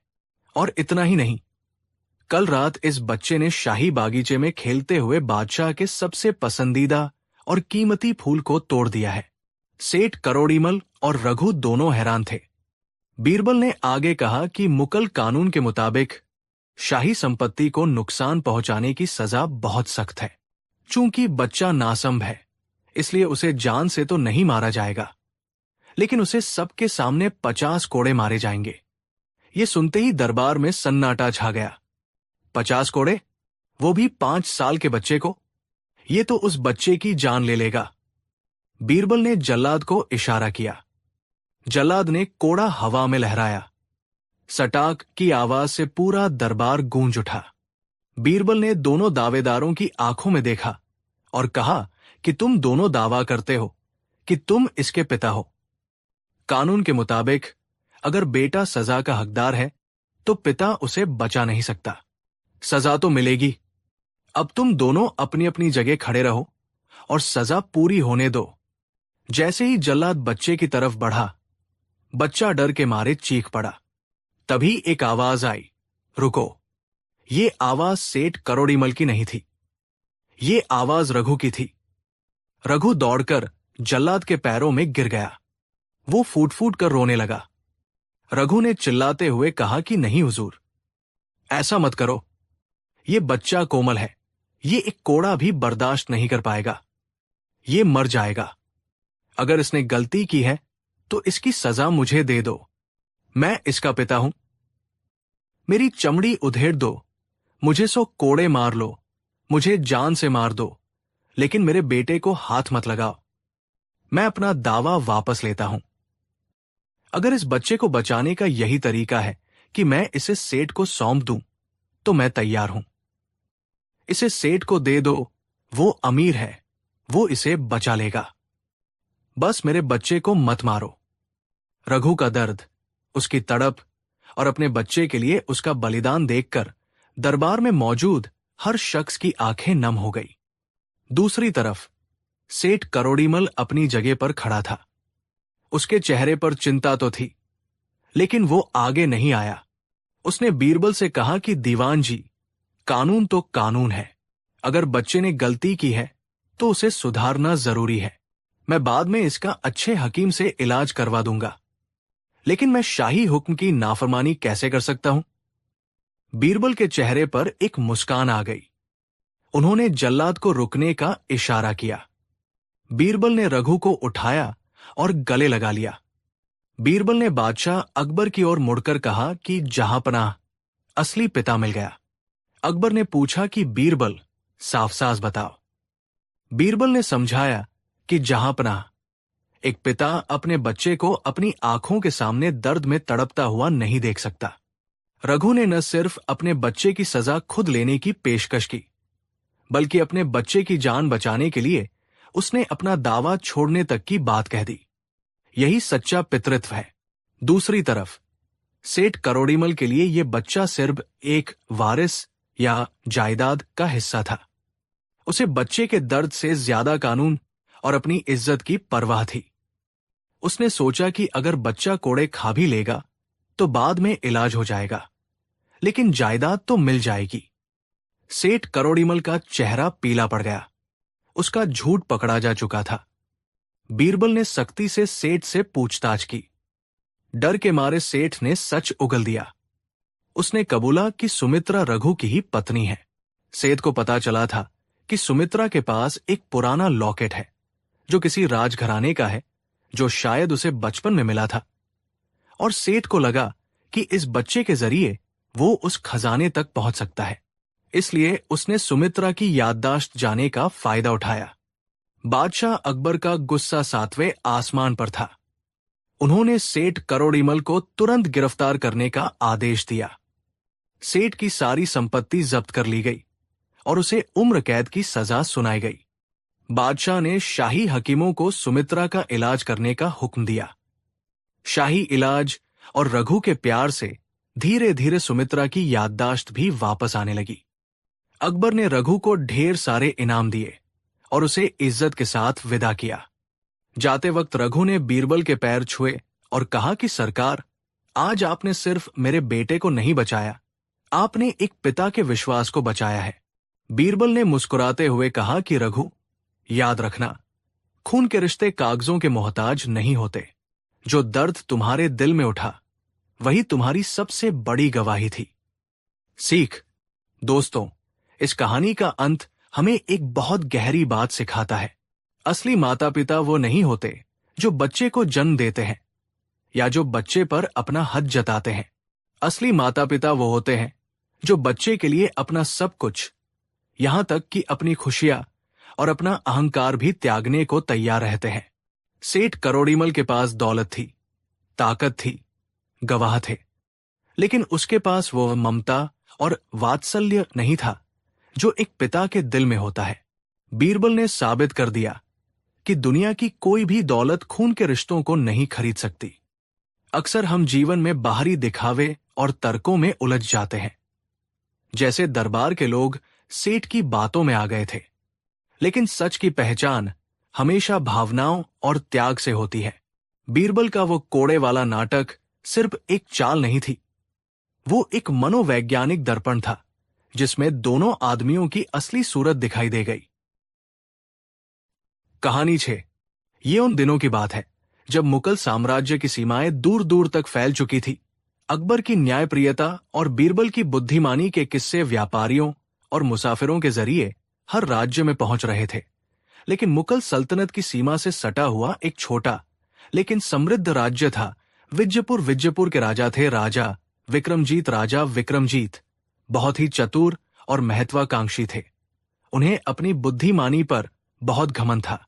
जब भी वो अकबर की तारीफ सुनते तो उनके सीने पर सांप लौटने लगते। उन्हें लगता था कि अकबर की प्रसिद्धि सिर्फ बीरबल की वजह से है, और अगर बीरबल न हो तो अकबर कुछ भी नहीं है। राजा विक्रमजीत ने मन ही मन एक योजना बनाई। उन्होंने सोचा, मैं अकबर से युद्ध तो नहीं जीत सकता, लेकिन मैं उसे पूरी दुनिया के सामने नीचा जरूर दिखा सकता हूं। मैं एक ऐसी पहेली भेजूंगा जिसे बीरबल भी हल नहीं कर पाएगा। जब मुगल दरबार मेरी पहेली का जवाब नहीं दे पाएगा तो पूरी दुनिया में मेरी बुद्धि का डंका बजेगा और अकबर की सल्तनत की इज्जत मिट्टी में मिल जाएगी। ये सोचकर राजा विक्रमजीत ने अपने सबसे चतुर मंत्री को बुलाया और उसे एक गुप्त संदेश देकर आगरा के लिए रवाना किया। कुछ दिनों बाद आगरा के शाही दरबार में विजयपुर का दूत हाजिर हुआ। उसने रेशमी कपड़े पहने थे और उसके चेहरे पर एक अजीब सी अकड़ थी। उसने बादशाह अकबर को झुककर प्रणाम किया, लेकिन उसकी आंखों में सम्मान नहीं बल्कि एक चुनौती थी। दूत ने कहा, शहंशाह हिंद, हमारे महाराज राजा विक्रमजीत ने आपके लिए मित्रता का पैगाम और एक छोटी सी भेंट भेजी है। अकबर ने भेंट स्वीकार की, लेकिन दूत की बात अभी खत्म नहीं हुई थी। दूत ने कहा, महाराज विक्रमजीत आपकी और आपके नवरत्न बीरबल की बुद्धिमानी के बहुत बड़े प्रशंसक हैं, इसलिए उन्होंने आपकी बुद्धिमत्ता को परखने के लिए एक छोटा सा प्रश्न भेजा है। वो जानना चाहते हैं कि क्या मुगल दरबार उतना ही ज्ञानी है जितनी उसकी प्रसिद्धि है। दरबार में कानाफूसी शुरू हो गई। ये दोस्ती का पैगाम नहीं बल्कि खुली चुनौती थी। अकबर ने कहा, कैसा प्रश्न, हम हर चुनौती के लिए तैयार है। दूत ने अपनी जेब से एक पत्र निकाला और उसे पढ़ना शुरू किया। दूत ने कहा, महाराज विक्रमजीत पूछते हैं, आपके शाही सिंहासन तख्ता उसकी सटीक लंबाई और चौड़ाई कितनी है, लेकिन उनकी 3 शर्तें हैं। पहली शर्त, आप सिंहासन को किसी भी चीज से छू नहीं सकते। दूसरी शर्त, आप किसी भी नापने वाले औजार जैसे कि गज, रस्सी या धागे का इस्तेमाल नहीं कर सकते। और तीसरी शर्त, आपको जवाब अंदाजे से नहीं बल्कि एकदम सटीक देना होगा। ये सुनते ही पूरे दरबार में ऐसा सन्नाटा छा गया जैसे सबको सांप सूंघ गया हो। ये कैसी पहेली थी, बिना छुए और बिना नापे किसी चीज की लंबाई चौड़ाई कैसे बताई जा सकती है। ये तो असंभव था। अकबर का सिंहासन कोई मामूली कुर्सी नहीं थी, वो सोने हीरे और जवाहरातों से जड़ा एक विशाल तख्त था। उसकी नक्काशी बहुत ही जटिल थी।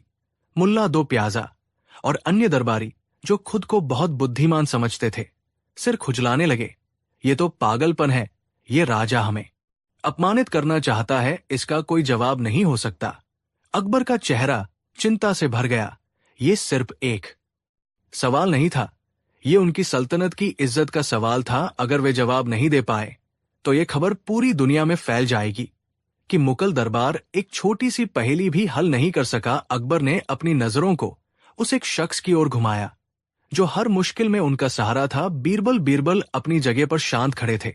उनके चेहरे पर न कोई चिंता थी न कोई घबराहट, बस एक हल्की सी रहस्यमयी मुस्कान थी, जैसे वो राजा विक्रमजीत के दिमाग को पत रहे हों। अकबर ने पूछा, बीरबल, अब इस सल्तनत की लाज तुम्हारे हाथ में है, क्या इस पहेली का कोई हल है? बीरबल ने कहा, जहां अपना दुनिया में ऐसी कोई पहेली नहीं बनी जिसका हल इंसान का दिमाग न निकाल सके और ये तो बहुत ही सरल प्रश्न है, सरल। पूरा दरबार हैरान था। विजयपुर का दूत भी मन ही मन हंसने लगा। ये दरबारी या तो पागल है या बहुत बड़ा अहंकारी, देखता हूं कैसे जवाब देता है। बीरबल ने दूत से कहा, अपने महाराज से कहना कि हमें उनका चैलेंज स्वीकार है, लेकिन हमें जवाब सोचने के लिए 1 दिन का समय चाहिए।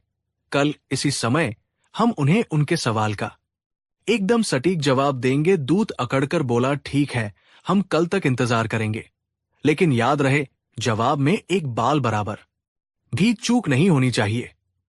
दरबार खत्म होने के बाद अकबर ने बीरबल को अपने निजी कक्ष में बुलाया और पूछा, बीरबल, क्या तुम सच में इसका जवाब जानते हो या तुमने सिर्फ दरबार में हमारी इज्जत बचाने के लिए समय मांगा है? बीरबल ने कहा, हुजूर, जवाब तो मुझे उसी वक्त पता चल गया था जब मैंने उस दूत की आंखों में घमंड देखा था। राजा विक्रमजीत ने ये पहेली हमें फंसाने के लिए बनाई है, लेकिन वो ये भूल गए कि हर जाल में एक निकलने का रास्ता भी होता है। अकबर ने पूछा, लेकिन कैसे? बीरबल, हम सिंहासन को छू भी नहीं सकते, नाप भी नहीं सकते। बीरबल ने मुस्कुराते हुए कहा, हुजूर, जब सीधी उंगली से घी न निकले तो उंगली टेढ़ी करनी पड़ती है। हम सिंहासन को नहीं नापेंगे, हम सिंहासन की परछाई को नापेंगे। अकबर हैरान रह गए और बोले, परछाई? बीरबल ने कहा, जी हुजूर, राजा ने सिंहासन को छूने से मना किया है, उसकी परछाई को नहीं। और उन्होंने औजार इस्तेमाल करने से मना किया है, लेकिन उन्होंने इंसानी कदमों का इस्तेमाल करने से मना नहीं किया है। बीरबल ने अपनी पूरी योजना बादशाह को समझाई। अकबर का चेहरा खिल उठा। उन्हें यकीन हो गया कि बीरबल इस दिमागी लड़ाई में भी जीत हासिल करेंगे। अगले दिन दरबार फिर से लगा। विजयपुर का दूत अपनी जीत का सपना देखता हुआ अकड़ कर खड़ा था। उसे पूरा यकीन था कि बीरबल के पास कोई जवाब नहीं होगा और आज वो मुगल सल्तनत को अपमानित करके ही जाएगा। अकबर अपने सिंहासन पर बैठे थे और आज उनके चेहरे पर चिंता की जगह एक आत्मविश्वास भरी मुस्कान थी। बीरबल ने पूछा, दूत महोदय, क्या आप अपने सवाल का जवाब सुनने के लिए तैयार है? दूत ने कहा, हम कब से तैयार है, बताइए। आपके शहंशाह का सिंहासन कितना लंबा और कितना चौड़ा है? बीरबल ने जवाब देने से पहले एक अजीब सी हरकत की। उन्होंने दरबार के मुख या द्वारपाल को बुलाया और पूछा, द्वारपाल जी, क्या आप बता सकते हैं कि कल जब ये दूत दरबार में आया था तो क्या ये सीधा मेरे पास आया था या पहले इसने बादशाह सलामत को प्रणाम किया था? द्वारपाल ने कहा, दीवान जी, इसने पहले बादशाह सलामत को झुककर प्रणाम किया था। बीरबल ने कहा, बहुत खूब। और जब इसने प्रणाम किया था तो क्या ये सिंहासन के ठीक सामने खड़ा था? द्वारपाल ने कहा, जी हुजूर, बिल्कुल सामने। बीरबल अब उस दूत की ओर मुड़े और बोले, दूत महोदय, अब आप अपनी जगह से हिलिएगा मत, बस वही खड़े रहिए। बीरबल ने फिर वजीर आला को बुलाया और उनके कान में कुछ कहा। वजीर आला मुस्कुराते हुए दरबार से बाहर चले गए। दूत को कुछ समझ नहीं आ रहा था कि ये सब क्या हो रहा है। थोड़ी देर बाद वजीर आला 2 सेवकों के साथ वापस आए। उनके हाथ में 2 बड़ी बड़ी मोमबत्तियां और आग जलाने का सामान था। बीरबल ने उन मोमबत्तियों को सिंहासन के दोनों ओर कुछ दूरी पर रखवा दिया और उन्हें जलवा दिया। दरबार के अंदर रोशनी कम थी, इसलिए मोमबत्तियों के जलते ही सिंहासन की एक विशाल और स्पष्ट परछाई दरबार के फर्श पर बनने लगी। अब बीरबल उस दूत के पास गए और मुस्कुराते हुए कहा, दूत महोदय, आपके राजा ने सिंहासन को नापने से मना किया था, उसकी परछाई को नहीं। अब आप जो अपने राजा के सबसे वफादार सेवक हैं, अपने ही कदमों से इस परछाई को नापेंगे। दूत हक्का बक्का रह गया। ये तो उसने सोचा ही नहीं था। उसने पूछा, मैं क्यों नापूं? बीरबल ने कहा, क्योंकि आप ही इस पहेली का जवाब है। जब कल आप सिंहासन के सामने खड़े थे तो आपकी लंबाई और सिंहासन की परछाई की लंबाई एक समान थी। आप जितने ऊंचे हैं, ये सिंहासन उतना ही चौड़ा है, और आपकी कमर की जितनी चौड़ाई है, ये सिंहासन उतना ही गहरा है। जाइए, अपने कदमों से नाप लीजिए और अपने राजा को बता दीजिए। ये सुनते ही पूरा दरबार ठाकों से गूंज उठा। क्या शानदार जवाब था! बीरबल ने न सिर्फ पहेली को हल किया, बल्कि उस राजा के ही दूत को अपने जवाब का हिस्सा बना लिया। दूत का चेहरा शर्म से लाल हो गया। उसके पास कोई चारा नहीं था। उसने कांपते कदमों से सिंहासन की परछाई को नापा। वो हैरान रह गया। बीरबल की बात एकदम सही थी। लेकिन बीरबल अभी रुके नहीं थे। उन्हें राजा विक्रमजीत के घमंड को पूरी तरह तोड़ना था। बीरबल ने कहा, दूत महोदय, अब जब आपको अपने सवाल का जवाब मिल गया है तो हमारी तरफ से भी अपने महाराज के लिए एक छोटा सा तोहफा और एक पहेली लेते जाइए। बीरबल ने एक संदूक मंगवाया। उस संदूक में एक मुट्ठी राख और एक मुट्ठी रेत रखी थी। बीरबल ने कहा, अपने महाराज से कहना कि इस संदूक में दो चीजें हैं, एक है ज्ञान और दूसरी है अहंकार। उन्हें पहचानना है कि कौन सी चीज ज्ञान है और कौन सी अहंकार, और हाँ, उन्हें यह भी बताना है कि दोनों में से किसकी कीमत ज्यादा है। दूत वो संदूक लेकर शर्मिंदा होकर विजयपुर लौट गया। जब राजा विक्रमजीत ने अपनी हार और बीरबल की नई पहेली के बारे में सुना तो उनका सिर चकरा गया। राख और रेत में ज्ञान और अहंकार क्या है? कई दिनों तक विजयपुर के दरबार में कोई भी इस पहेली को हल नहीं कर पाया। अंत में हारकर राजा विक्रमजीत को खुद अकबर के दरबार में आना पड़ा।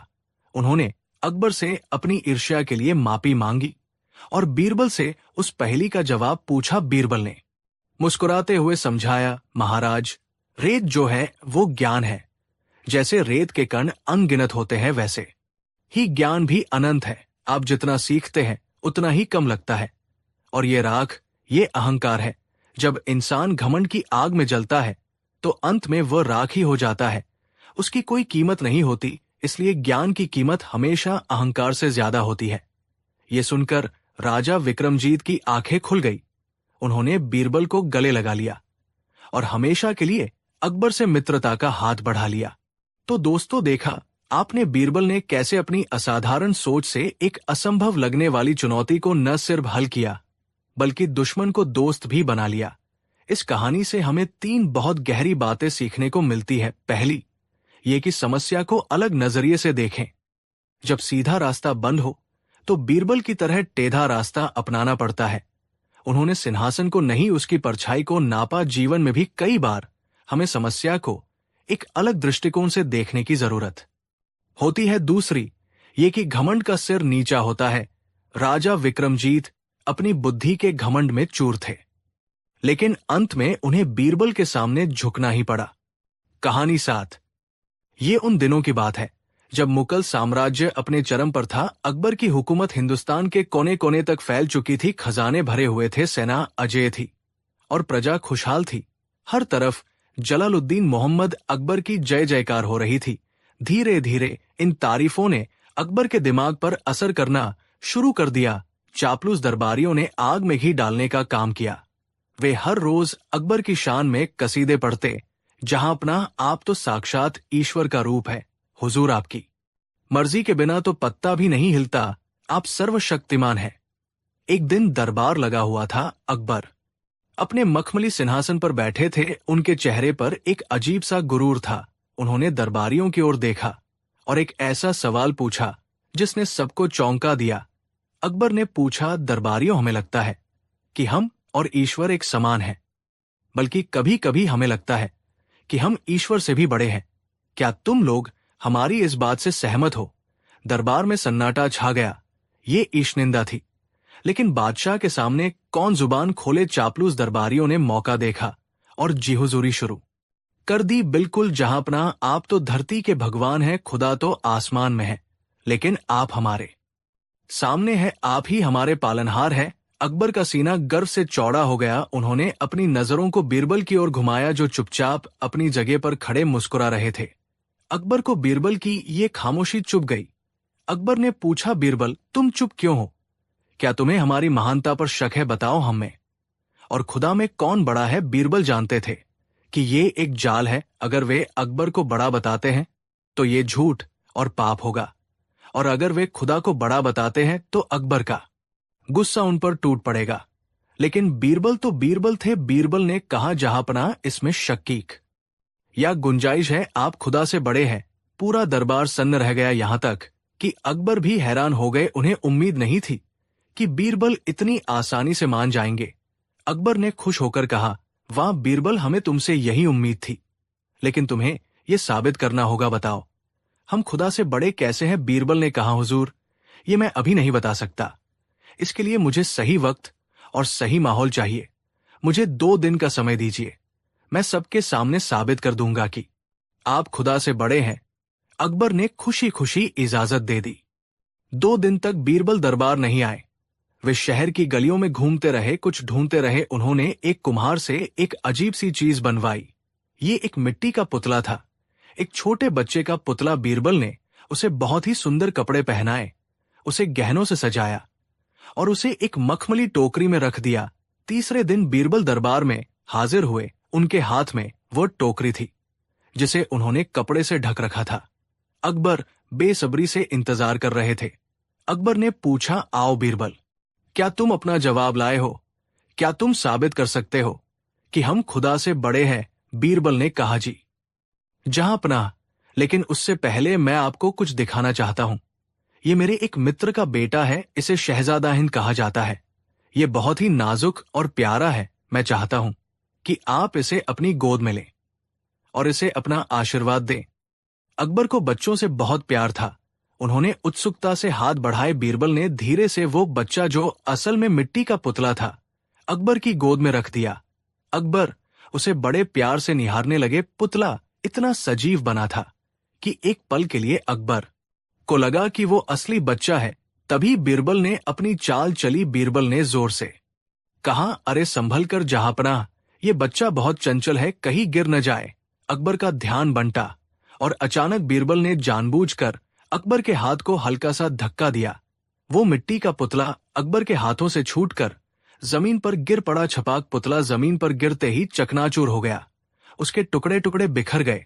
अकबर हक्के बक्के रह गए। उन्हें लगा कि उन्होंने एक असली बच्चे को गिरा दिया है, लेकिन जब उन्होंने ध्यान से देखा तो पाया कि वो सिर्फ मिट्टी का एक खिलौना था। अकबर का चेहरा गुस्से से लाल हो गया। उन्हें लगा कि बीरबल ने उनका मजाक उड़ाया है।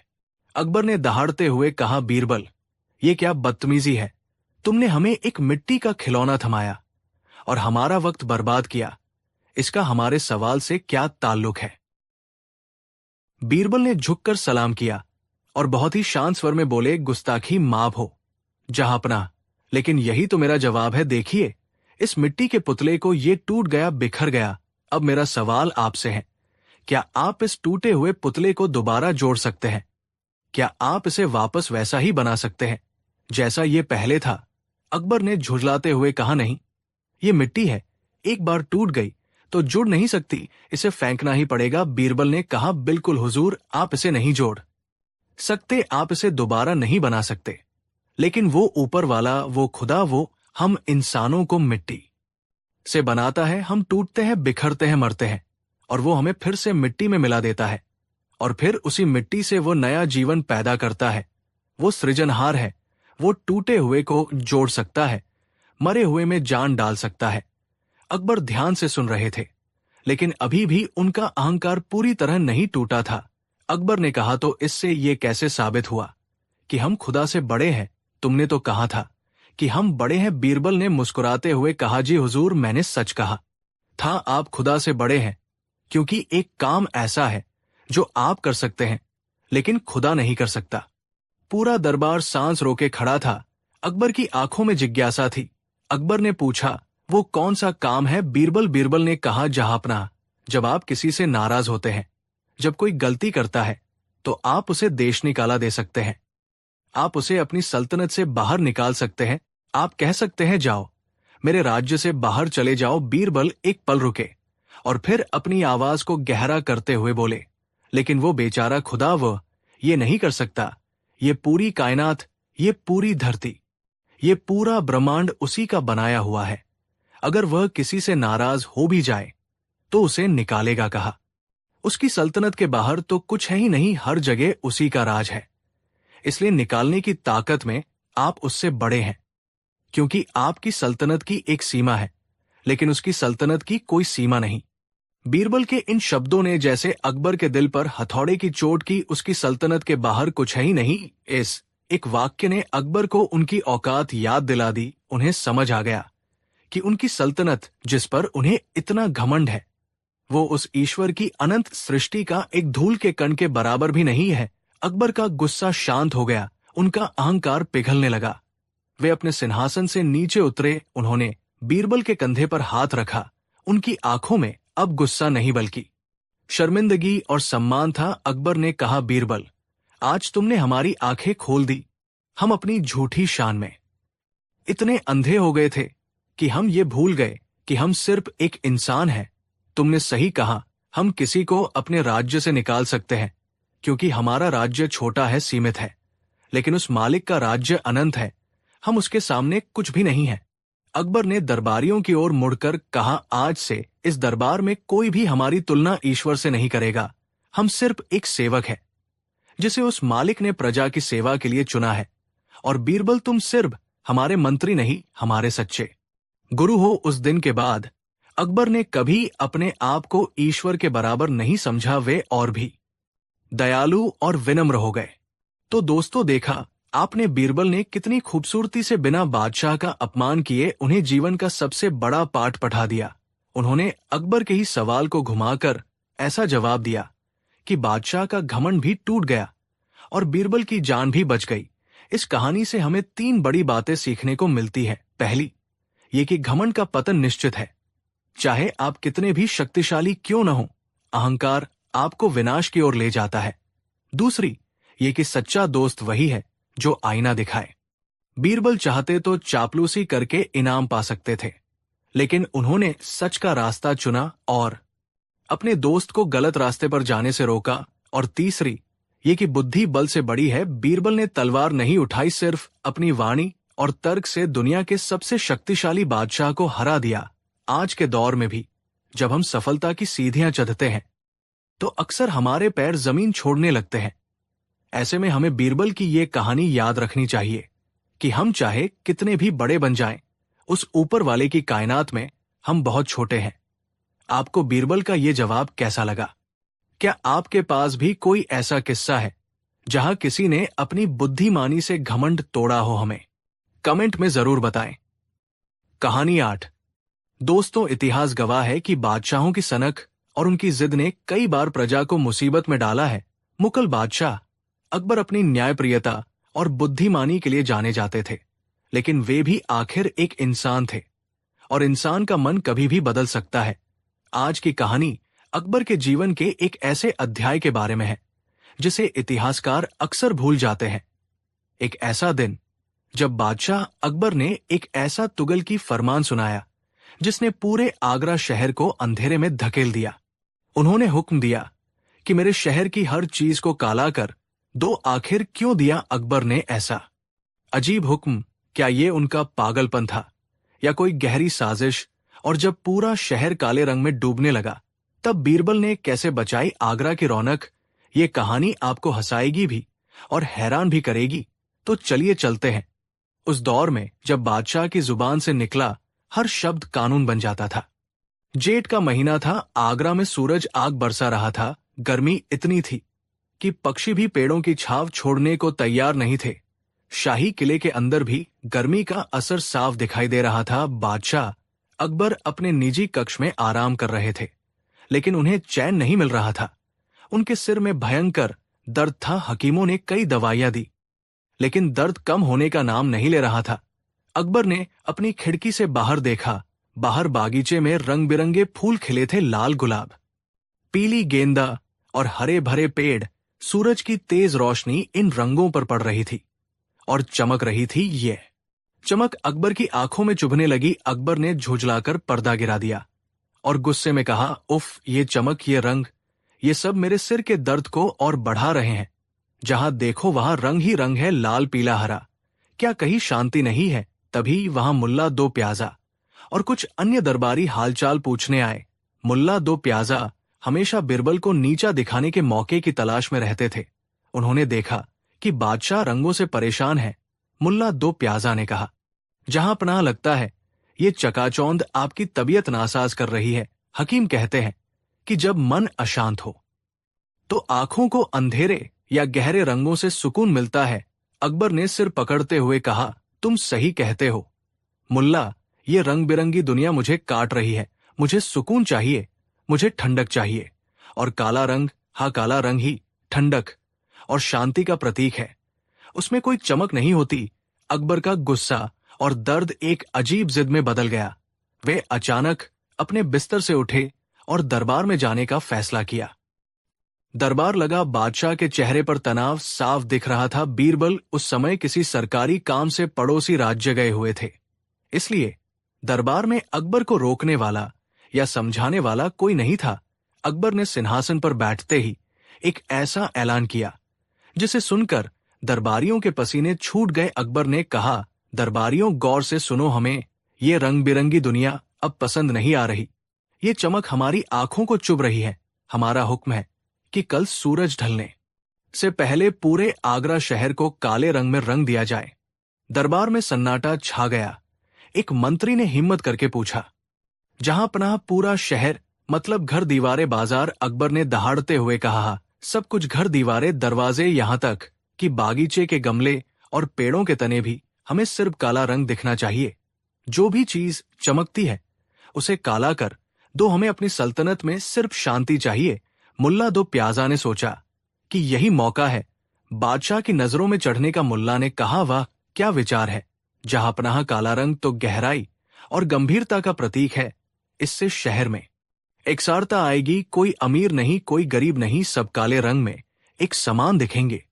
ये तो एक क्रांतिकारी कदम है। अकबर ने मुल्ला की तारीफ सुनी और खुश हो गए। अकबर ने कहा, वज़राला, शाही खजाने का मुंह खोल दिया जाए। जितना भी काला रंग कोयला या स्याही बाजार में है सब खरीद लो और मुनादी करवा दो कि अगर किसी का घर कल शाम तक काला नहीं हुआ तो उसे कोड़े मारे जाएंगे। शाही फरमान जारी होते ही आगरा में अफरातफरी मच गई। सिपाही ढोल बजाकर मुनादी करने लगे कि सुनो सुनो सुनो, बादशाह का हुक्म है, सब कुछ काला करो। बेचारे गरीब लोग जिनके पास खाने के पैसे नहीं थे, वे काला रंग खरीदने के लिए दौड़े। बाजार में काले रंग की कीमत आसमान छूने लगी।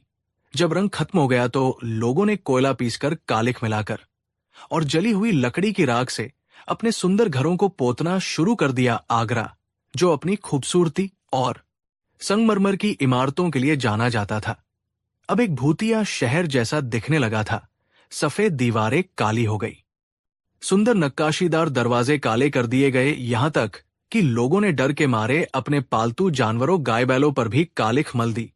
लेकिन असली मुसीबत तो अब शुरू हुई। विज्ञान का नियम है कि काला रंग गर्मी को सोखता है।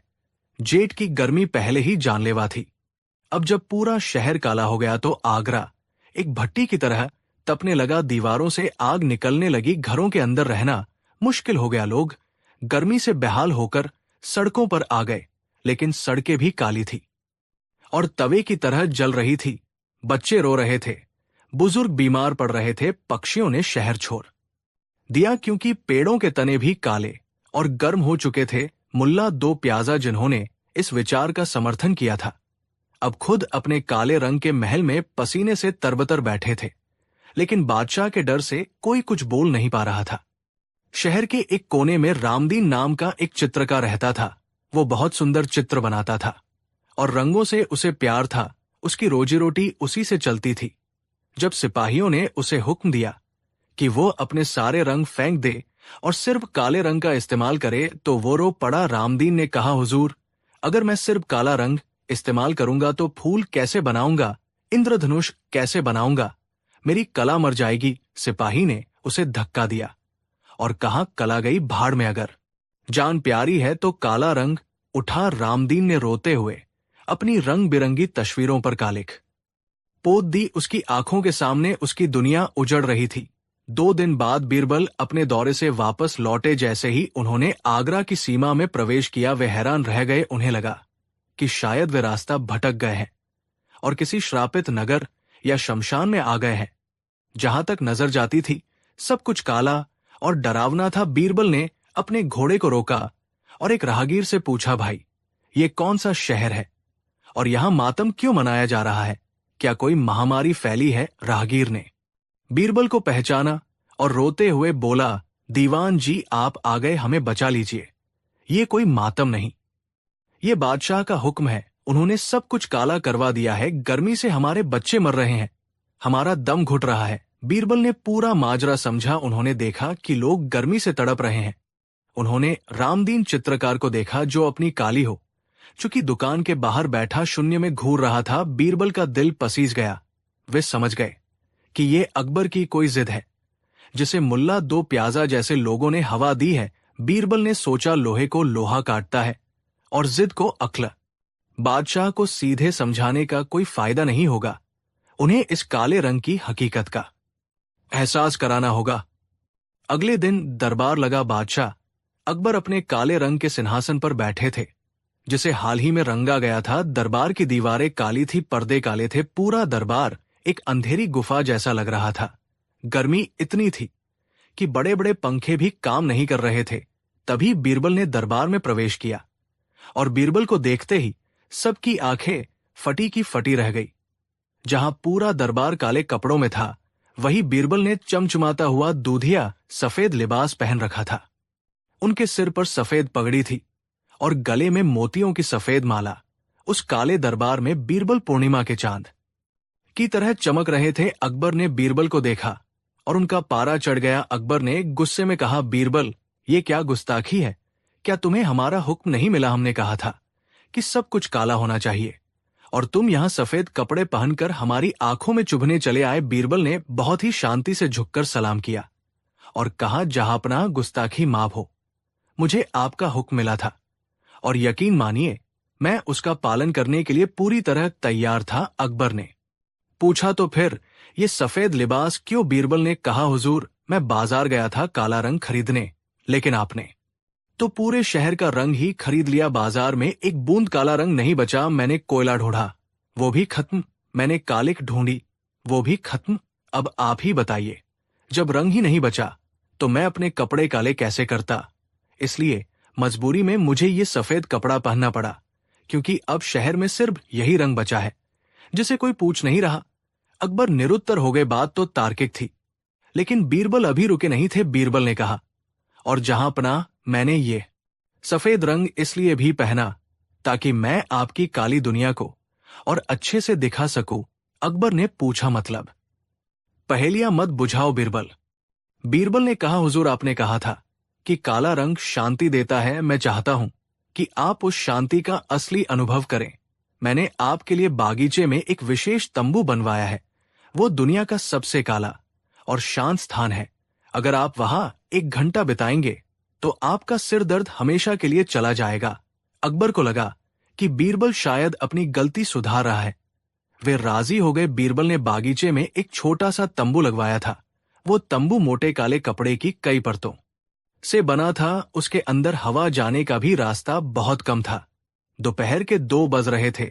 सूरज आग उगल रहा था। अकबर उस काले तंबू के अंदर गए। जैसे ही वे अंदर गए, बीरबल ने बाहर से पर्दा गिरा दिया। काला रंग होने के कारण तंबू ने सूरज की सारी गर्मी सोख ली थी। अंदर का तापमान बाहर से दोगुना था। वहां घुप अंधेरा था। 5 मिनट के अंदर ही अकबर का दम घुटने लगा। पसीने से उनके शाही कपड़े भीग गए। उन्हें ऐसा लगा जैसे वे किसी भट्टी या कब्र के अंदर है। शांति वहां तो बेचैनी का तूफान था। 10 मिनट बाद अकबर चिल्लाए, बीरबल, पहरेदारों, मुझे बाहर निकालो, यहां तो आग लगी है, मेरा दम घुट रहा है। बीरबल ने तुरंत पर्दा हटाया। अकबर बाहर निकले। उनका चेहरा लाल था और वे बुरी तरह हाँफ रहे थे। उन्होंने ठंडी हवा का एक गहरा सांस लिया। अकबर ने गुस्से में कहा, बीरबल, तुम मेरी जान लेना चाहते थे। वो तंबू था या जहन नुम? वहां इतनी गर्मी क्यों थी? बीरबल ने पानी का गिलास बादशाह को दिया और मुस्कुराते हुए बोले, जहांपनाह, यही तो काले रंग की फितरत है। काला रंग रोशनी को नहीं बल्कि गर्मी को सोखता है। आपने पूरे शहर को उसी काले तंबू में बदल दिया है।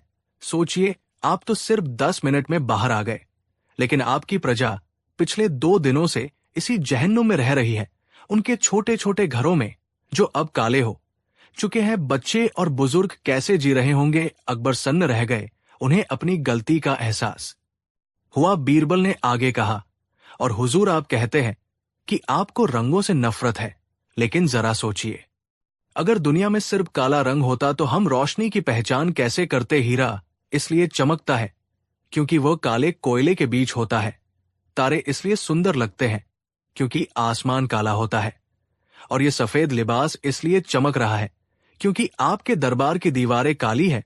रंग ही जीवन है हुजूर। एक राजा का काम अपनी प्रजा की जिंदगी में रंग भरना है, उन पर कालिक पोतना नहीं। अकबर ने चारों तरफ देखा।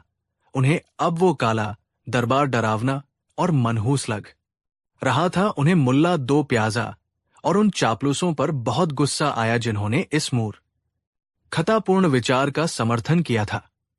अकबर ने बीरबल के कंधे पर हाथ रखा। उनकी आंखों में शर्मिंदगी थी। अकबर ने कहा, बीरबल, तुम सच कहते हो। हमारी एक जिद ने हमारे ही शहर को भट्टी बना दिया। हमें माफ कर दो, हम भूल गए थे कि प्रकृति के बनाए नियमों से खिलवाड़ करना इंसान को शोभा नहीं देता।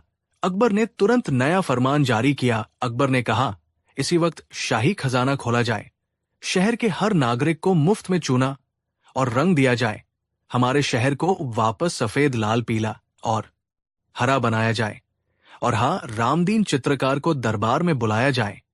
हम उससे अपनी तस्वीर बनवाएंगे और उसे मुंहमांगा इनाम देंगे। मुल्ला दो प्याजा और अन्य दरबारी सिर झुकाए खड़े थे। शाम होते होते आगरा के लोग बाल्टियां लेकर निकले। उन्होंने अपने घरों की कालिख धोई और दोबारा रंगरोगन शुरू किया। अगली सुबह जब सूरज निकला तो आगरा फिर से मुस्कुरा रहा था। सफेद संगमरमर चमक रहा था और बागीचे के फूल फिर से खिल उठे थे। तो दोस्तों, इस तरह बीरबल ने अपनी सूझबूझ से न सिर्फ बादशाह का अजीब हुक्म बदलवाया, बल्कि पूरे शहर को एक बड़ी मुसीबत से बचाया। इस कहानी से हमें बहुत महत्वपूर्ण बातें सीखने को मिलती है। पहली, ये कि प्रकृति का सम्मान करना चाहिए। कुदरत ने दुनिया को रंगीन बनाया है और हर रंग का अपना महत्व है। हम प्रकृति के नियमों के खिलाफ जाकर खुश नहीं रह सकते। दूसरी, ये कि विविधता में सुंदरता है। जैसे सिर्फ काला रंग बोरिंग और कष्टदायक होता है, वैसे ही जीवन में भी अगर सब कुछ एक जैसा हो जाए तो मजा खत्म हो जाता है। अलग अलग विचार और अलग अलग रंग ही दुनिया को खूबसूरत बनाते हैं।